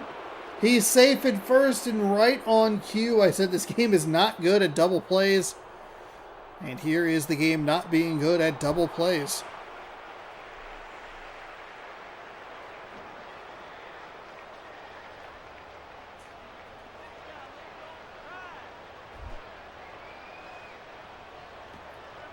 So they only get one out, and because they only get one out, it allows the run to score, and that'll be hit to third base. They'll go the short way to second for out number 3. It only takes one more pitch for them to get out of the inning, but not before they score one. Rasmus, Infante, and Hester coming up for the Astros, trailing in this one as we head to the bottom of the second. Colby Rasmus, 2 home runs, 13 RBI.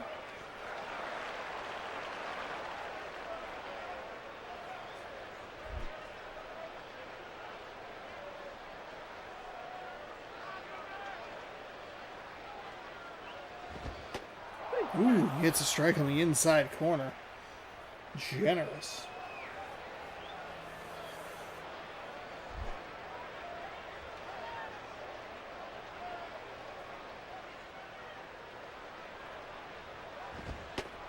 And that's the strike inside.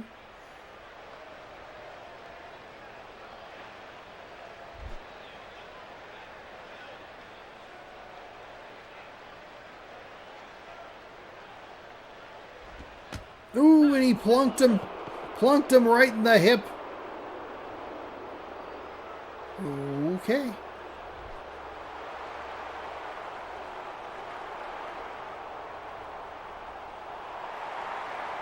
Omar Infante steps up. Looking to swing this game in their favor. Does Houston want to put this runner in motion at all? Foul ball.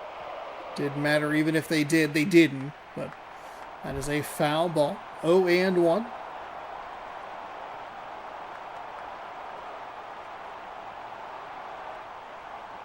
The wind and the pitch. They're going to go for the bunt. It's foul up the third base line.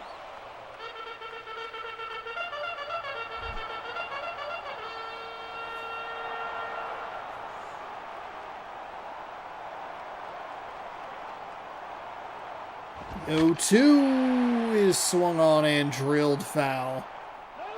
Foul ball.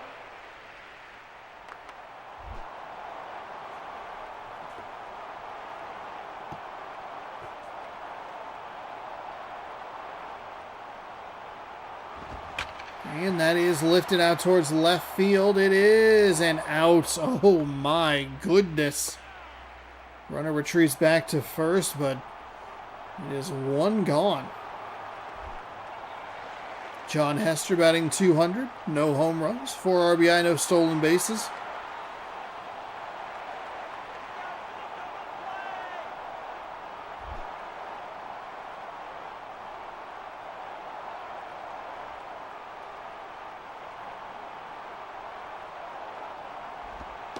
And that's low for a ball.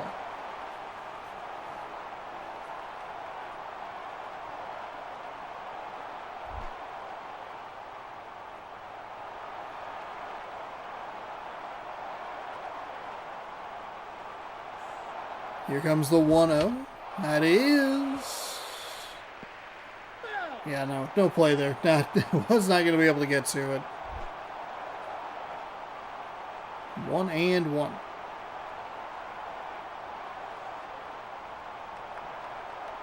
The wind and the pitch. At the knees for a strike. I don't know about that one. Maybe look to touch low, but it is what it is. 1-2.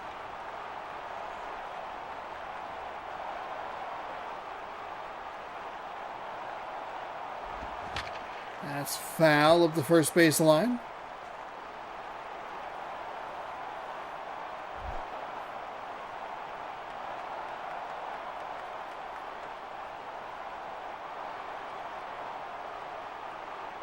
Crowd is loud. That's fouled away.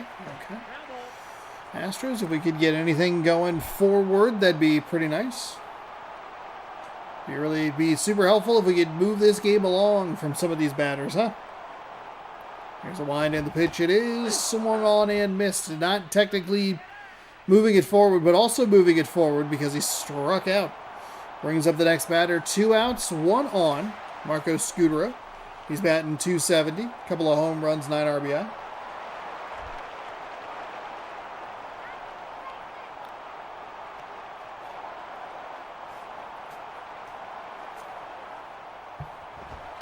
That is low. Ball 1.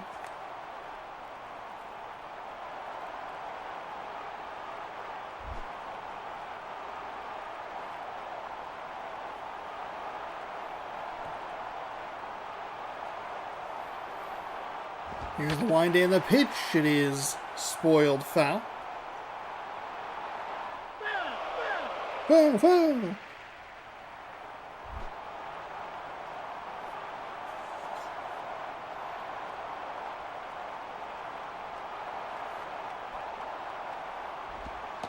And that's inside.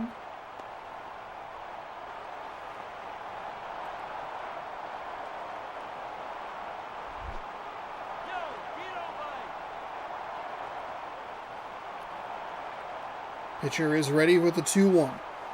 2 outs, a runner on first. Here's the pitch. It's a strike on the outside edge. Evens things up at 2-2.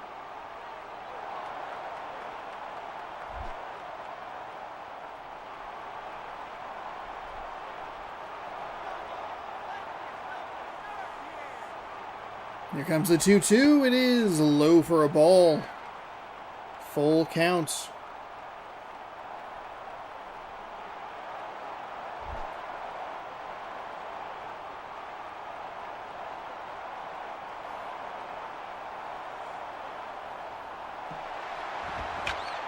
Runner in motion, unsurprisingly, considering that it is a full count with 2 gone. I'll do that again here. Payoff pitch number 2.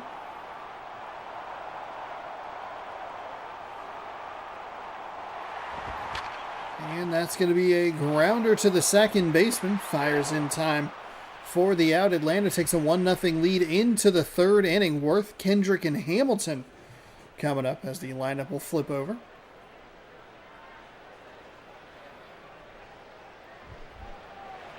Danny Worth 0-4-1, I should say. 0-1, yeah? I mean, either ways. No, 0-4-1. Because 0-1. Doesn't matter. It's irrelevant. It's me being semantic with myself. 2 personalities of myself just battling it out. Well, that is 1 pitch, 1 swing, 1 single up the middle. Again, really looking for something to like get into that hill. See how that plays in this game? Because that's, that's a stupid feature of this ballpark in 2011.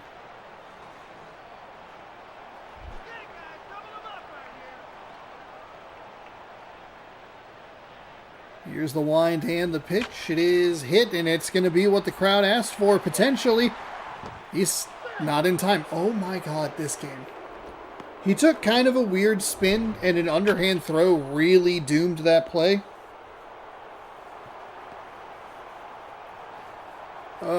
Nothing about this game is smooth. Just enough speed to get up the base. The first base line, excuse me. So Hamilton worked a walk in his first at-bat. Took a 3-1.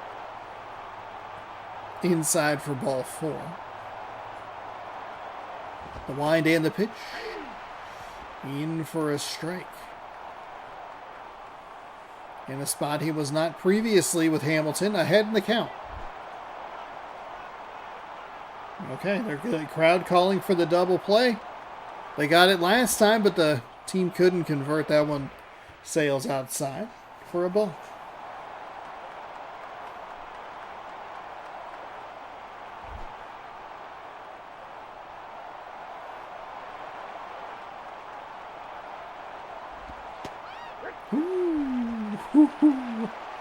Just gets a strike on the low, at the knees. I don't know where I was going with that. I just want to say the low part of the zone, but it's also just at the knees. Hamilton fouls that one away.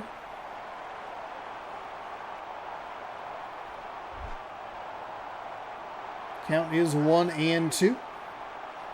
Or remains 1-2 following the... Oh my goodness.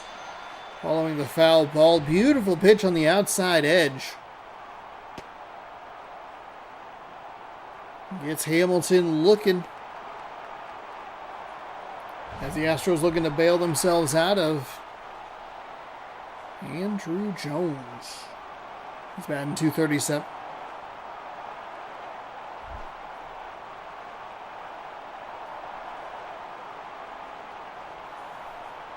The wind and the pitch is going to be hit. Third baseman comes up with it.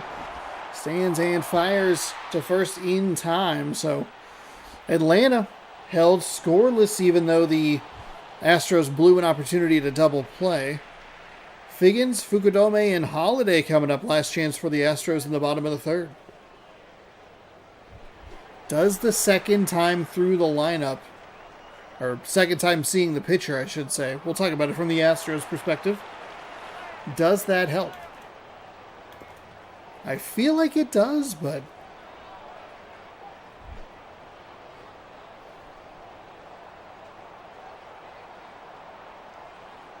Here's the wind and the pitch. It is low for a ball. God, this stupid thing.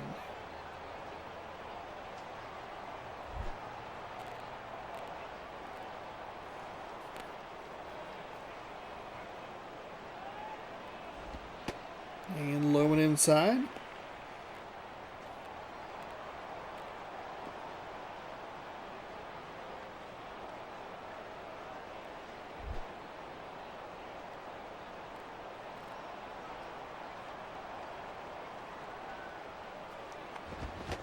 Big swing and a miss.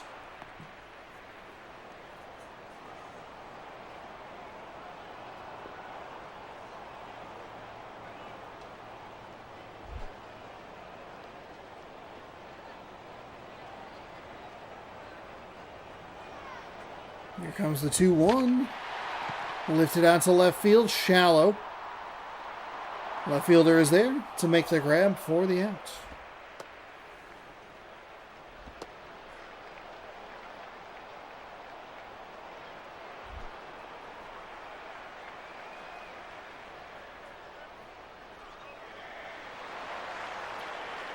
So Kosuke Fukudome steps in, working with nobody on and an out. Pelfrey winds and fires. It is swung on and missed.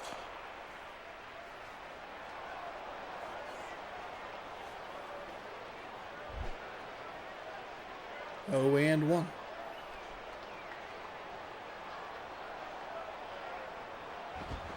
That is going to be rolled. First baseman's got it. And that is an out. Catcher does a nice job covering, and you can see the catcher eyes down, head down. I'm going for first base, not even worried about the ball. Trust in his first baseman and the out. So it's Matt Holliday looking to keep this game alive. 1 for 1 with a double. There's a lot of stadiums where that might be a home run, his double, considering where that hit here in Houston. He takes a strike on the inside. 0-1.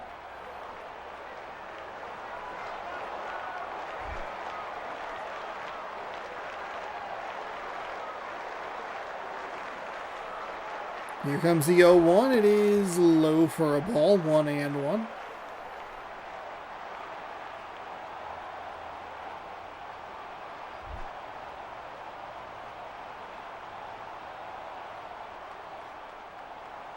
The righty winds and fires low.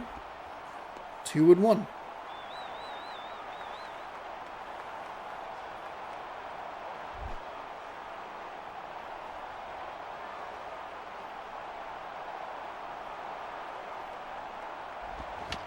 And that's going to be rolled. Ooh, almost into center. The center second baseman comes up with it. Out number 3. That'll do it. It's a slow roller back up the middle. And wow. Houston able to come up with a nice defensive, or Atlanta, excuse me, able to come up with a nice defensive play. Second baseman sprints over. All of that's impressive. That he was able to get there, that he was able to make the outs, get it there in time. Atlanta walks out with a 1-0 win. Mike Pelfrey, I think he dropped that ERA a little bit. 3 innings, 1 hit, 2 strikeouts on the day. He improves to 11-1. Derek Lowe falls to 4-8. And that will do it. Game number 3 in the books. We are heading to Kansas City. Mariners and Royals.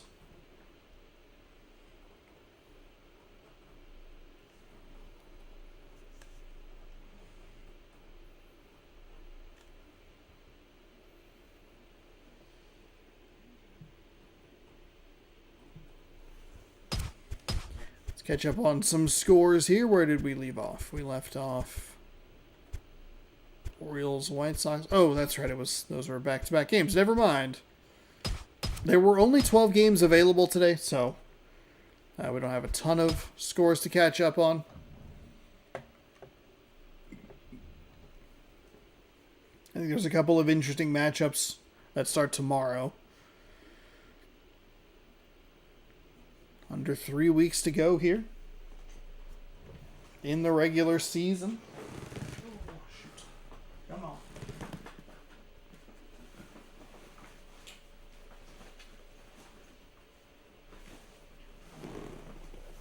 Oh, I'm trying to grab my notebook. Thanks again, everybody, for hanging out. Hopefully you're enjoying.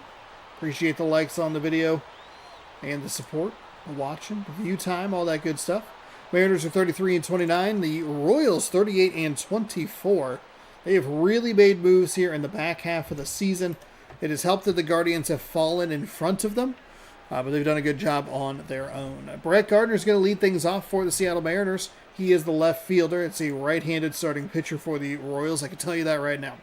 Kurt Suzuki is the catcher. Ichiro out in right. Aramis Ramirez At third base, Travis Hafner at first, Brett Wallace is designated hitter. Reed Brignac is at shortstop, Ian Kinsler at second, Milky Cabrera in center field.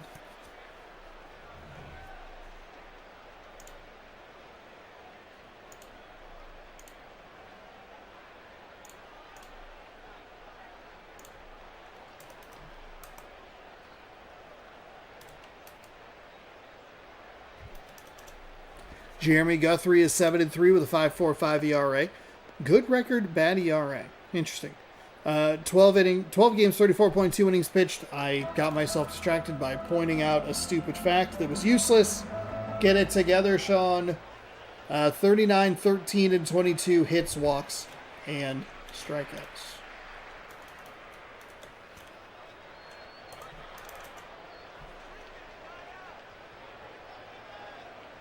Now, Brett Gardner, they love getting on base, and they love putting him in motion.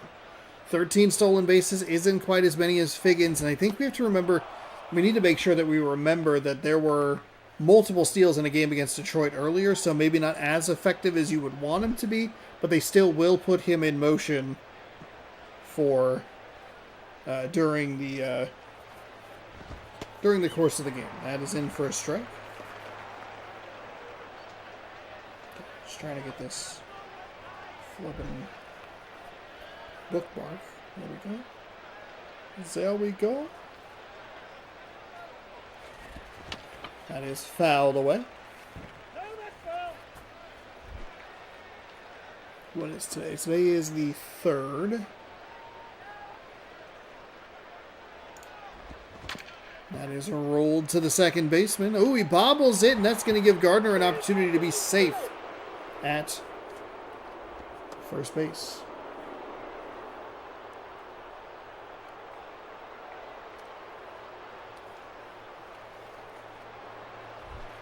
See if they want to put him in motion here.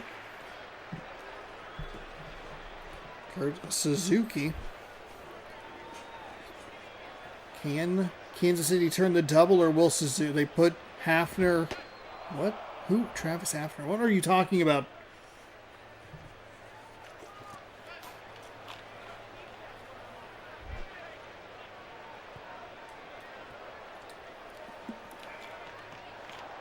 There goes Gardner. The pitch is inside. He is in safely, easily. So the misplay by the defense costing the Royals.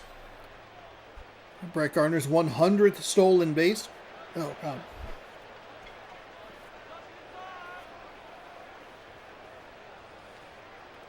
Here comes the 1-1 to Suzuki, low for a ball.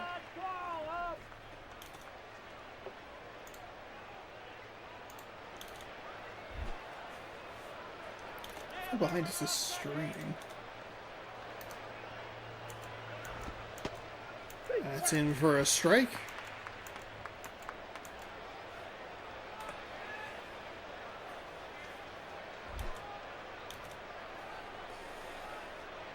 So a 2-2 to Kurt Suzuki. Here's the wind and the pitch. It is hit into right field. Gardner is not going to have a chance to get... Oh, they're going to send him anyway. It was deep enough into right field, and he is fast enough, safe at home for the first run of the game. That's what I was trying to say. I was really surprised that they sent him home. I thought because, the game, when it hesitates the runners because they think that the first or third baseman has a play at the ball. I thought that would throw off the timing just enough as they put Suzuki in motion.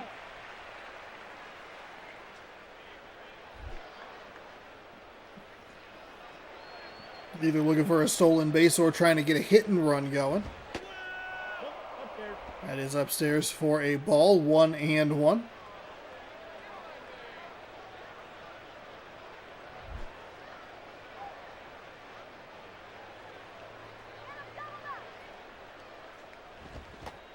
That is a swinging strike.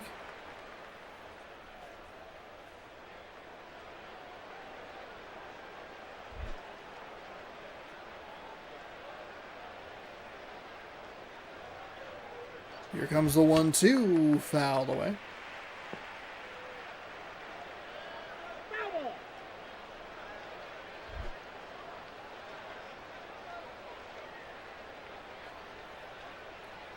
Here's the 1-2. And it's going to be, oh man, around the back, fired over to first in time. That is a double play, clears up the base paths. Look at that unnecessary swag. Actually, one of the better throws that we've seen, just because it's not a stupid lob. I mean, that was the difference in the last game, was a lob throw. They only got the 1 out instead of the 2 because they only got the 1. The run scored. Aramis Ramirez comes up, but the base is empty and 2 out. So 1-0 Mariners lead, and that is Hidwell driven foul. Foul ball. Foul.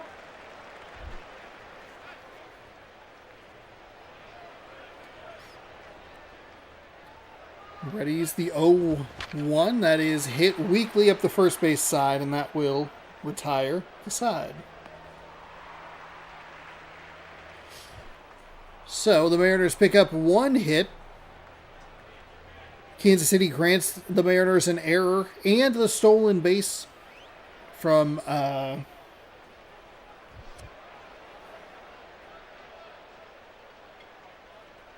guy. I can't remember his name.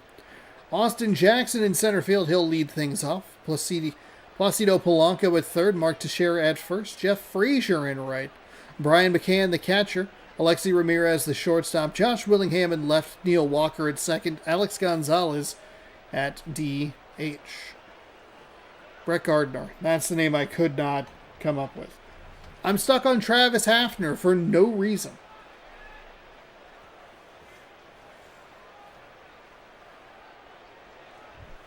A.J. Burnett's 5-6 with a 7.18 ERA. 12 games, 31.1 innings pitched, 36.9 and 22. Kind of a high ERA. That strikeout to walk ratio isn't terrible. But an over 7 ERA. Yikes.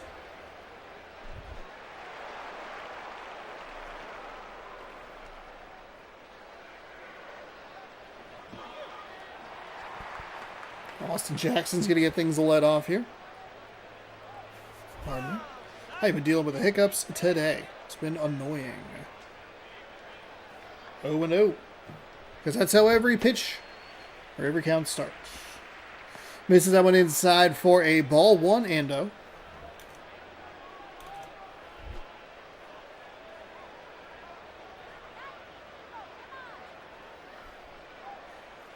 Here's the wind and the pitch. It is lifted into center field.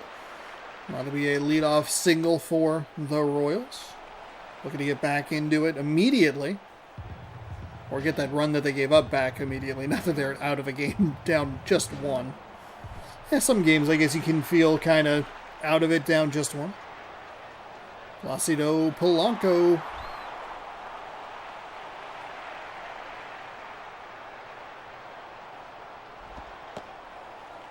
Is low for a ball.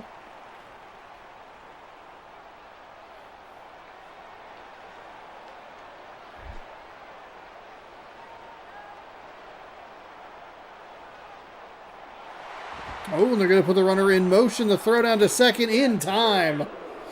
And that is an out. That is an out by a large margin, I should say.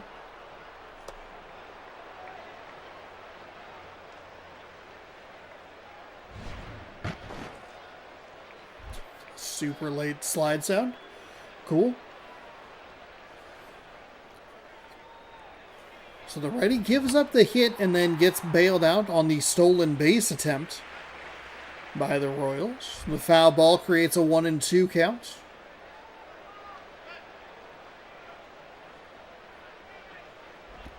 And the looping curveball misses. 2-2.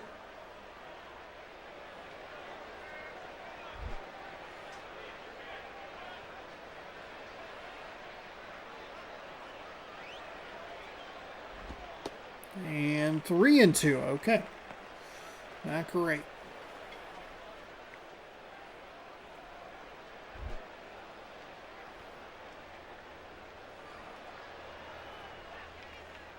Here comes the payoff pitch. The righty readies and fires. That is not an out. Why is this game so broken? He walked under the ball.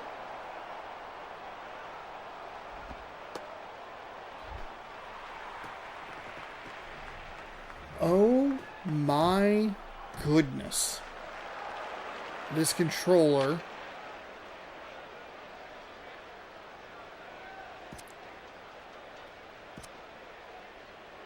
Oh, he looked at it. Okay, this controller. This controller.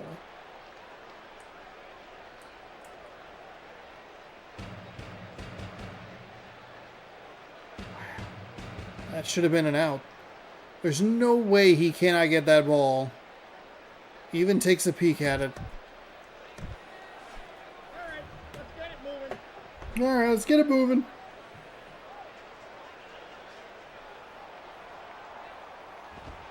That's in for a strike.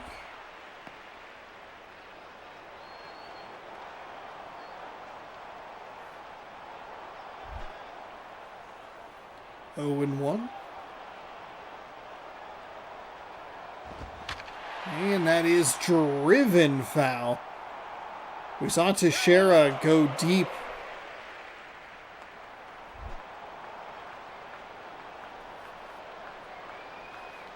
In Seattle. And that is, oh my goodness. Left fielder throws it in, but it's offline a little bit.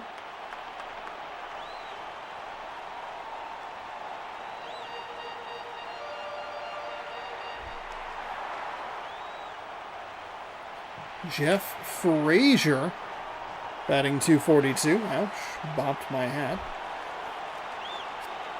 So runners on the corners. Kansas City working on another funky way to score a run. They have one of the more fraudulent wins we've seen all season, that game against the Twins.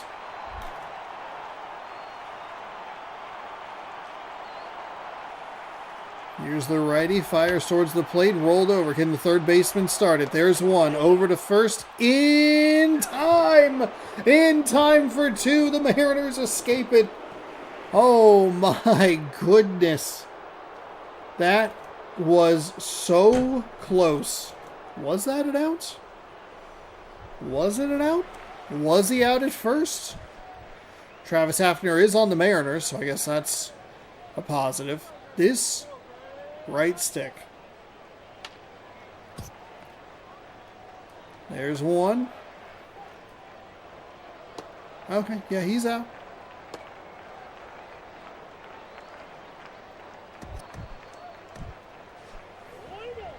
Play ball. Play ball.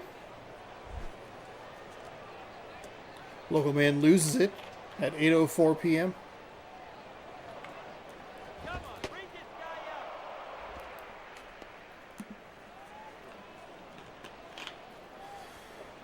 Hafner with a nice take on the outside for a ball, 1-0.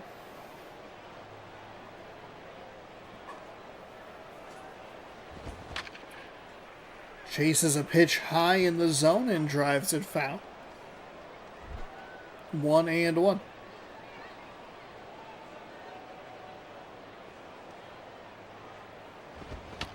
Fouled away.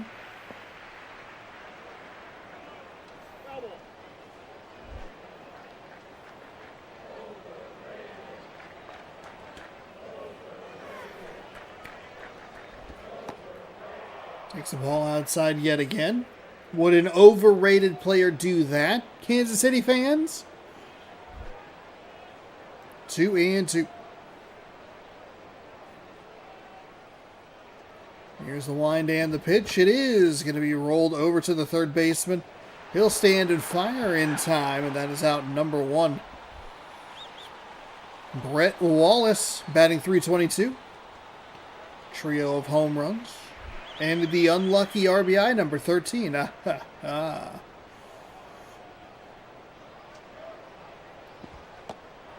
is in for a strike.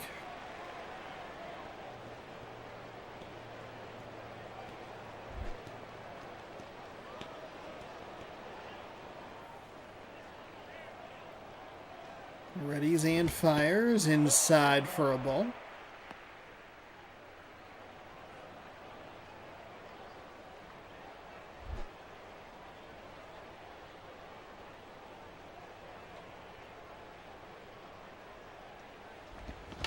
That's fouled away.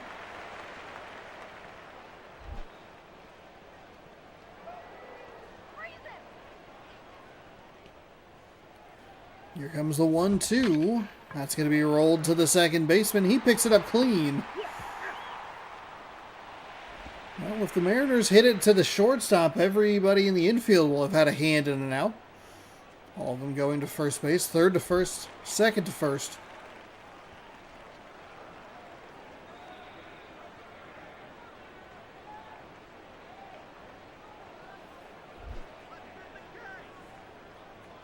Let's get the K. He said, let's get the strikeout. Don't worry about grounding out. Just strike out. The wind and the pitch. Outside for a ball. There's a little lefty lane here in this Mariners lineup. You might be right in the middle of it or at the tail end of it. Which is an excellent time to point it out, especially at the tail end. That is in for a strike, high and inside.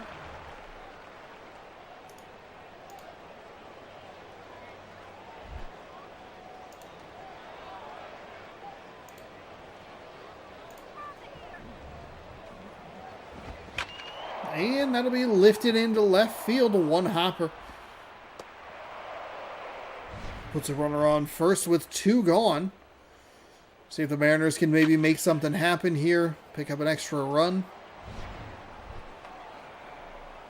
Ian Kinsler batting .329. 3 home run, 12 RBI, 4 stolen bases on the season for him. Righty winds and fires. Okay. Question mark? I don't know about that call, but all right then. It's 0-1. Doesn't matter what I think. Here comes the pitch. Stays upstairs. 1-1.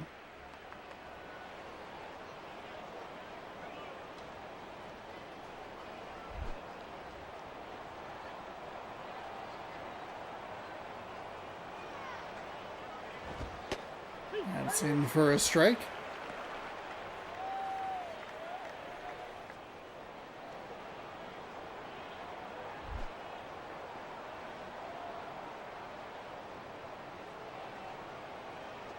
Here comes the 1-2. Stays upstairs for a ball.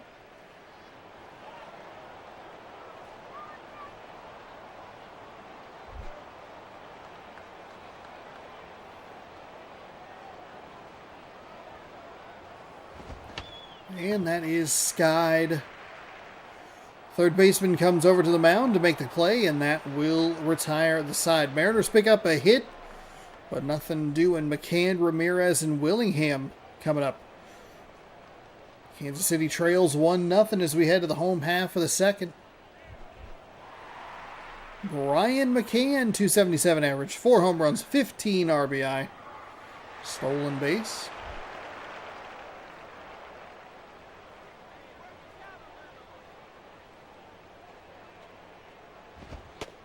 That's high for a ball. Weird. Okay, so like the zone's just taken like a little bit and just dropped.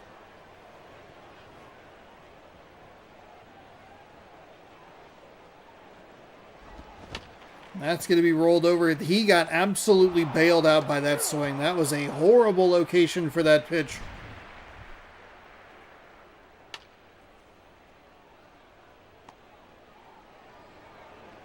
The Royals gift the Mariners an out. Alexi Ramirez, .322 average, 5 home runs, 16 RBI. Couple of stolen bases.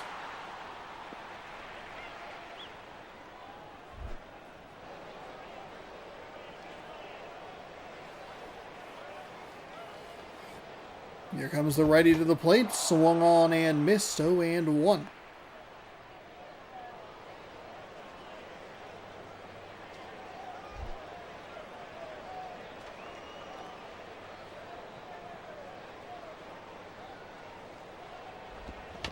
That's fouled away. 0-2.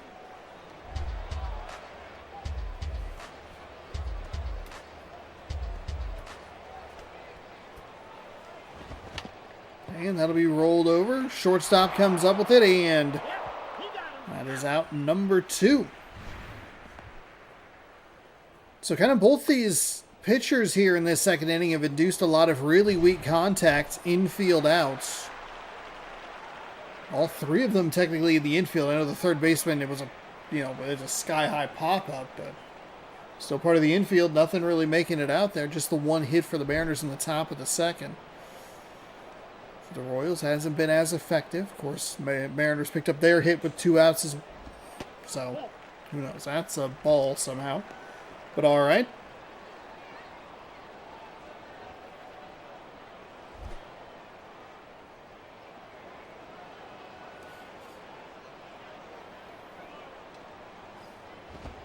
That is in for a strike. 1-1.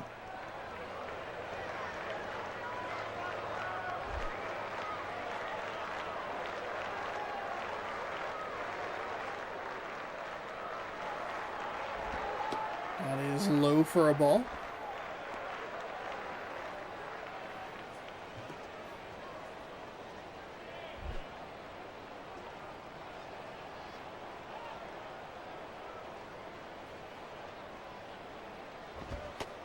That stays upstairs for a ball as well.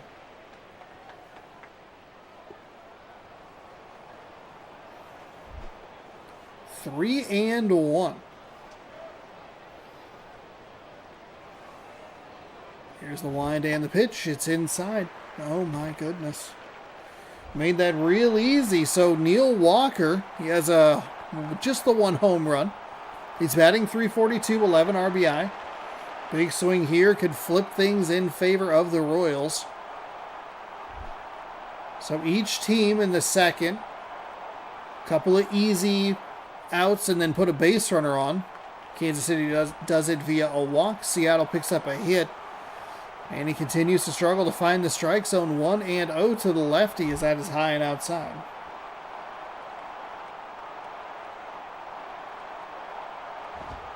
That is, he's going to get a generous call there toward the knees for a strike. 1-1.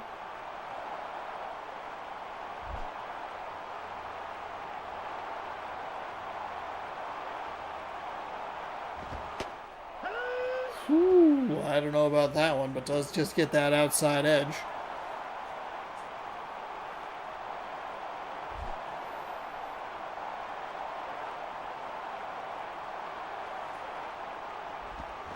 And rolled foul. Able to get that swing because of the previous pitch. I kind of like doubling up on that spot in the zone. And cannot get the call low. It's a little too low to really think that you were going to get that call, but hey, you never know. Here comes the 2-2. Pitcher nods his head in approval. There's the wind, the pitch inside for ball 3, I believe. Should be full count 3-2. It is indeed. Here comes a payoff pitch. Runner on first should be in motion. Gets the swing and the miss. That will retire the side. So Seattle kind of playing with fire a little bit. It'll be Cabrera, Gardner, and Suzuki coming up for the Mariners, who lead 1-0. Head to the top half of the third. Milky Cabrera, 303 average.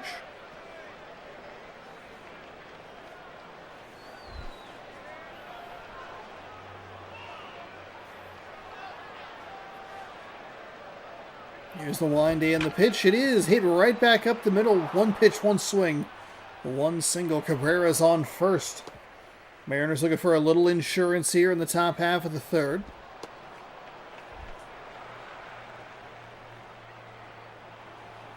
Brett Gardner 0 for 1 with a stolen base, does have a run. Got aboard via an error. And that is the difference in the game right now, is that the fact that that ball got bobbled. That is in for a strike. Pitch kind of so bad it was good. It looked like the catcher was set up more toward the opposite side batter's box, and it just kind of drifted back over to the middle. That is lifted into left field. It is diving. He's diving but can't come up with it. They're going to have a little bit of a runner situation there. It's an interesting dive. You could see the runner held up between first and second. Didn't really know what to do. Wasn't going to be able to get to third in time. Suzuki takes a pitch inside for a ball. A little surprised that left fielder didn't come up with it.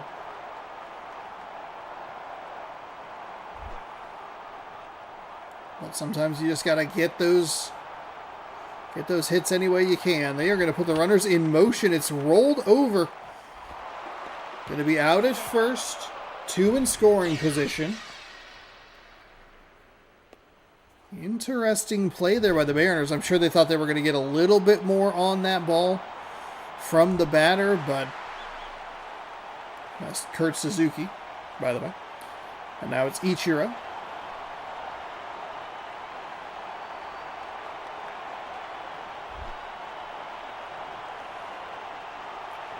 See if Ichiro can really help this lead out. He'll take a 1-pitch swing. That is cracked out to right.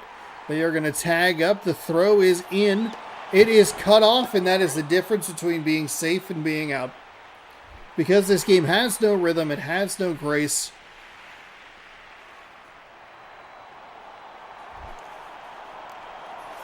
Golly. If that's to the catcher, just directly to home plate, it's probably an out.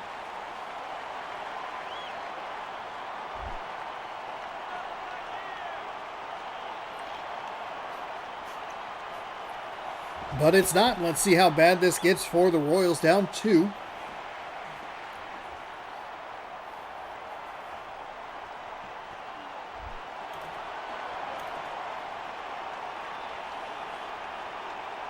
Here's the wind and the pitch. Oh my goodness.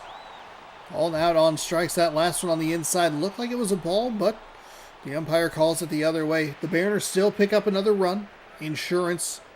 Gonzalez, Jackson, and Polanco as the lineup flips over for Kansas City coming up in the bottom of the third. Alex Gonzalez batting 190.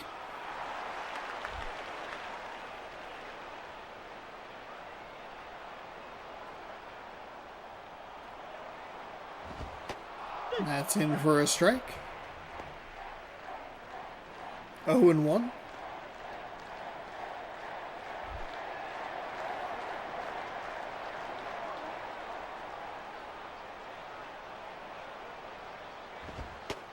And that is in for a strike as well.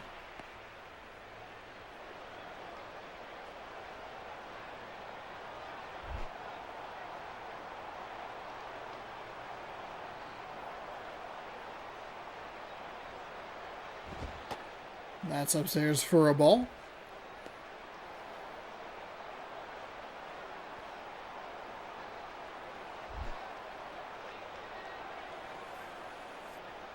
The righty is ready. Looking to try to put up another goose egg for the Royals. A swing and a miss. Gonzalez set down on strikes. That'll flip the lineup over for the Royals.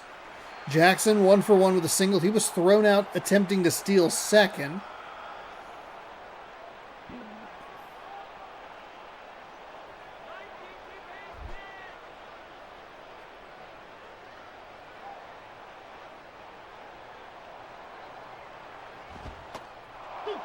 Takes a strike. 0-1.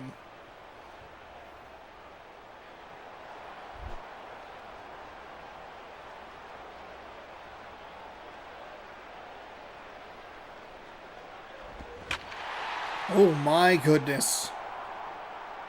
Oh, he dropped the ball! He had it, but he dropped it. Left fielders having trouble with this in this stadium. Oh my goodness. At first I thought it was a home run, but then I saw kind of that jaunt and I thought, oh, it's a chance, and then nope. So it should be 2 outs for Kansas City, but instead the tying run is at the plate. Nice pitch over the heart of the down the heart of the zone. I don't even know. I'm flabbergasted by the left field play. Wow. Here's the wind and the pitch. Gets the outside edge. 0-2. Stream well, friend. Got to go to bed. Have a good rest of your night. I was wiped out on Tuesdays. I get it. I'm wiped out. I think I'm falling apart. Have a great night. Have a great rest of your night. Thank you so much for hanging out. That's rolled. Second baseman picks it up. Fires to first in time for the out. Didn't know what to do with my hands there. And just like that, the Royals down to their final out.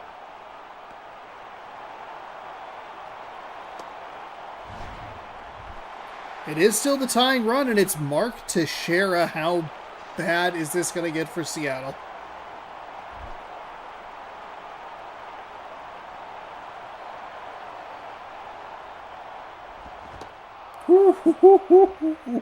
He wanted every bit of that swing. My gosh. As both a person who was tired and a Mariners fan, this is a very interesting at-bat. Works the outside. I'd be tempted to walk Teixeira here. I know it brings the winning run to the plate, but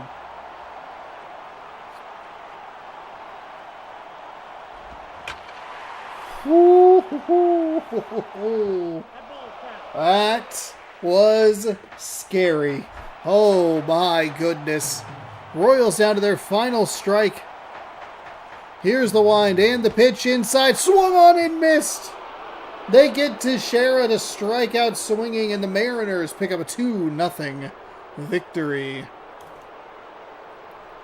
Oh my gosh. Just a horrifying swing from Teixeira that, thank God, went foul. So the Mariners pick up a win. Good news for them. A.J. Burnett, your player of the game, 3 innings, 4 hits, 3 strikeouts. He improves to 6-6. Jeremy Guthrie falls to 7-4. Each team with 4 hits. Kansas City charged an error. That error came around a score in the top of the first. Wow. All right. Well, we'll catch up on a couple of scores, and we'll save, and we'll say goodbye. Say goodnight. And then I will quite literally say goodnight. So I'm going to bed. Realize that sounded kind of dark. Let's go ahead and sim to dates. Mariners lost a series to Detroit. They get a win here in Kansas City. Let's catch up on those last couple of games.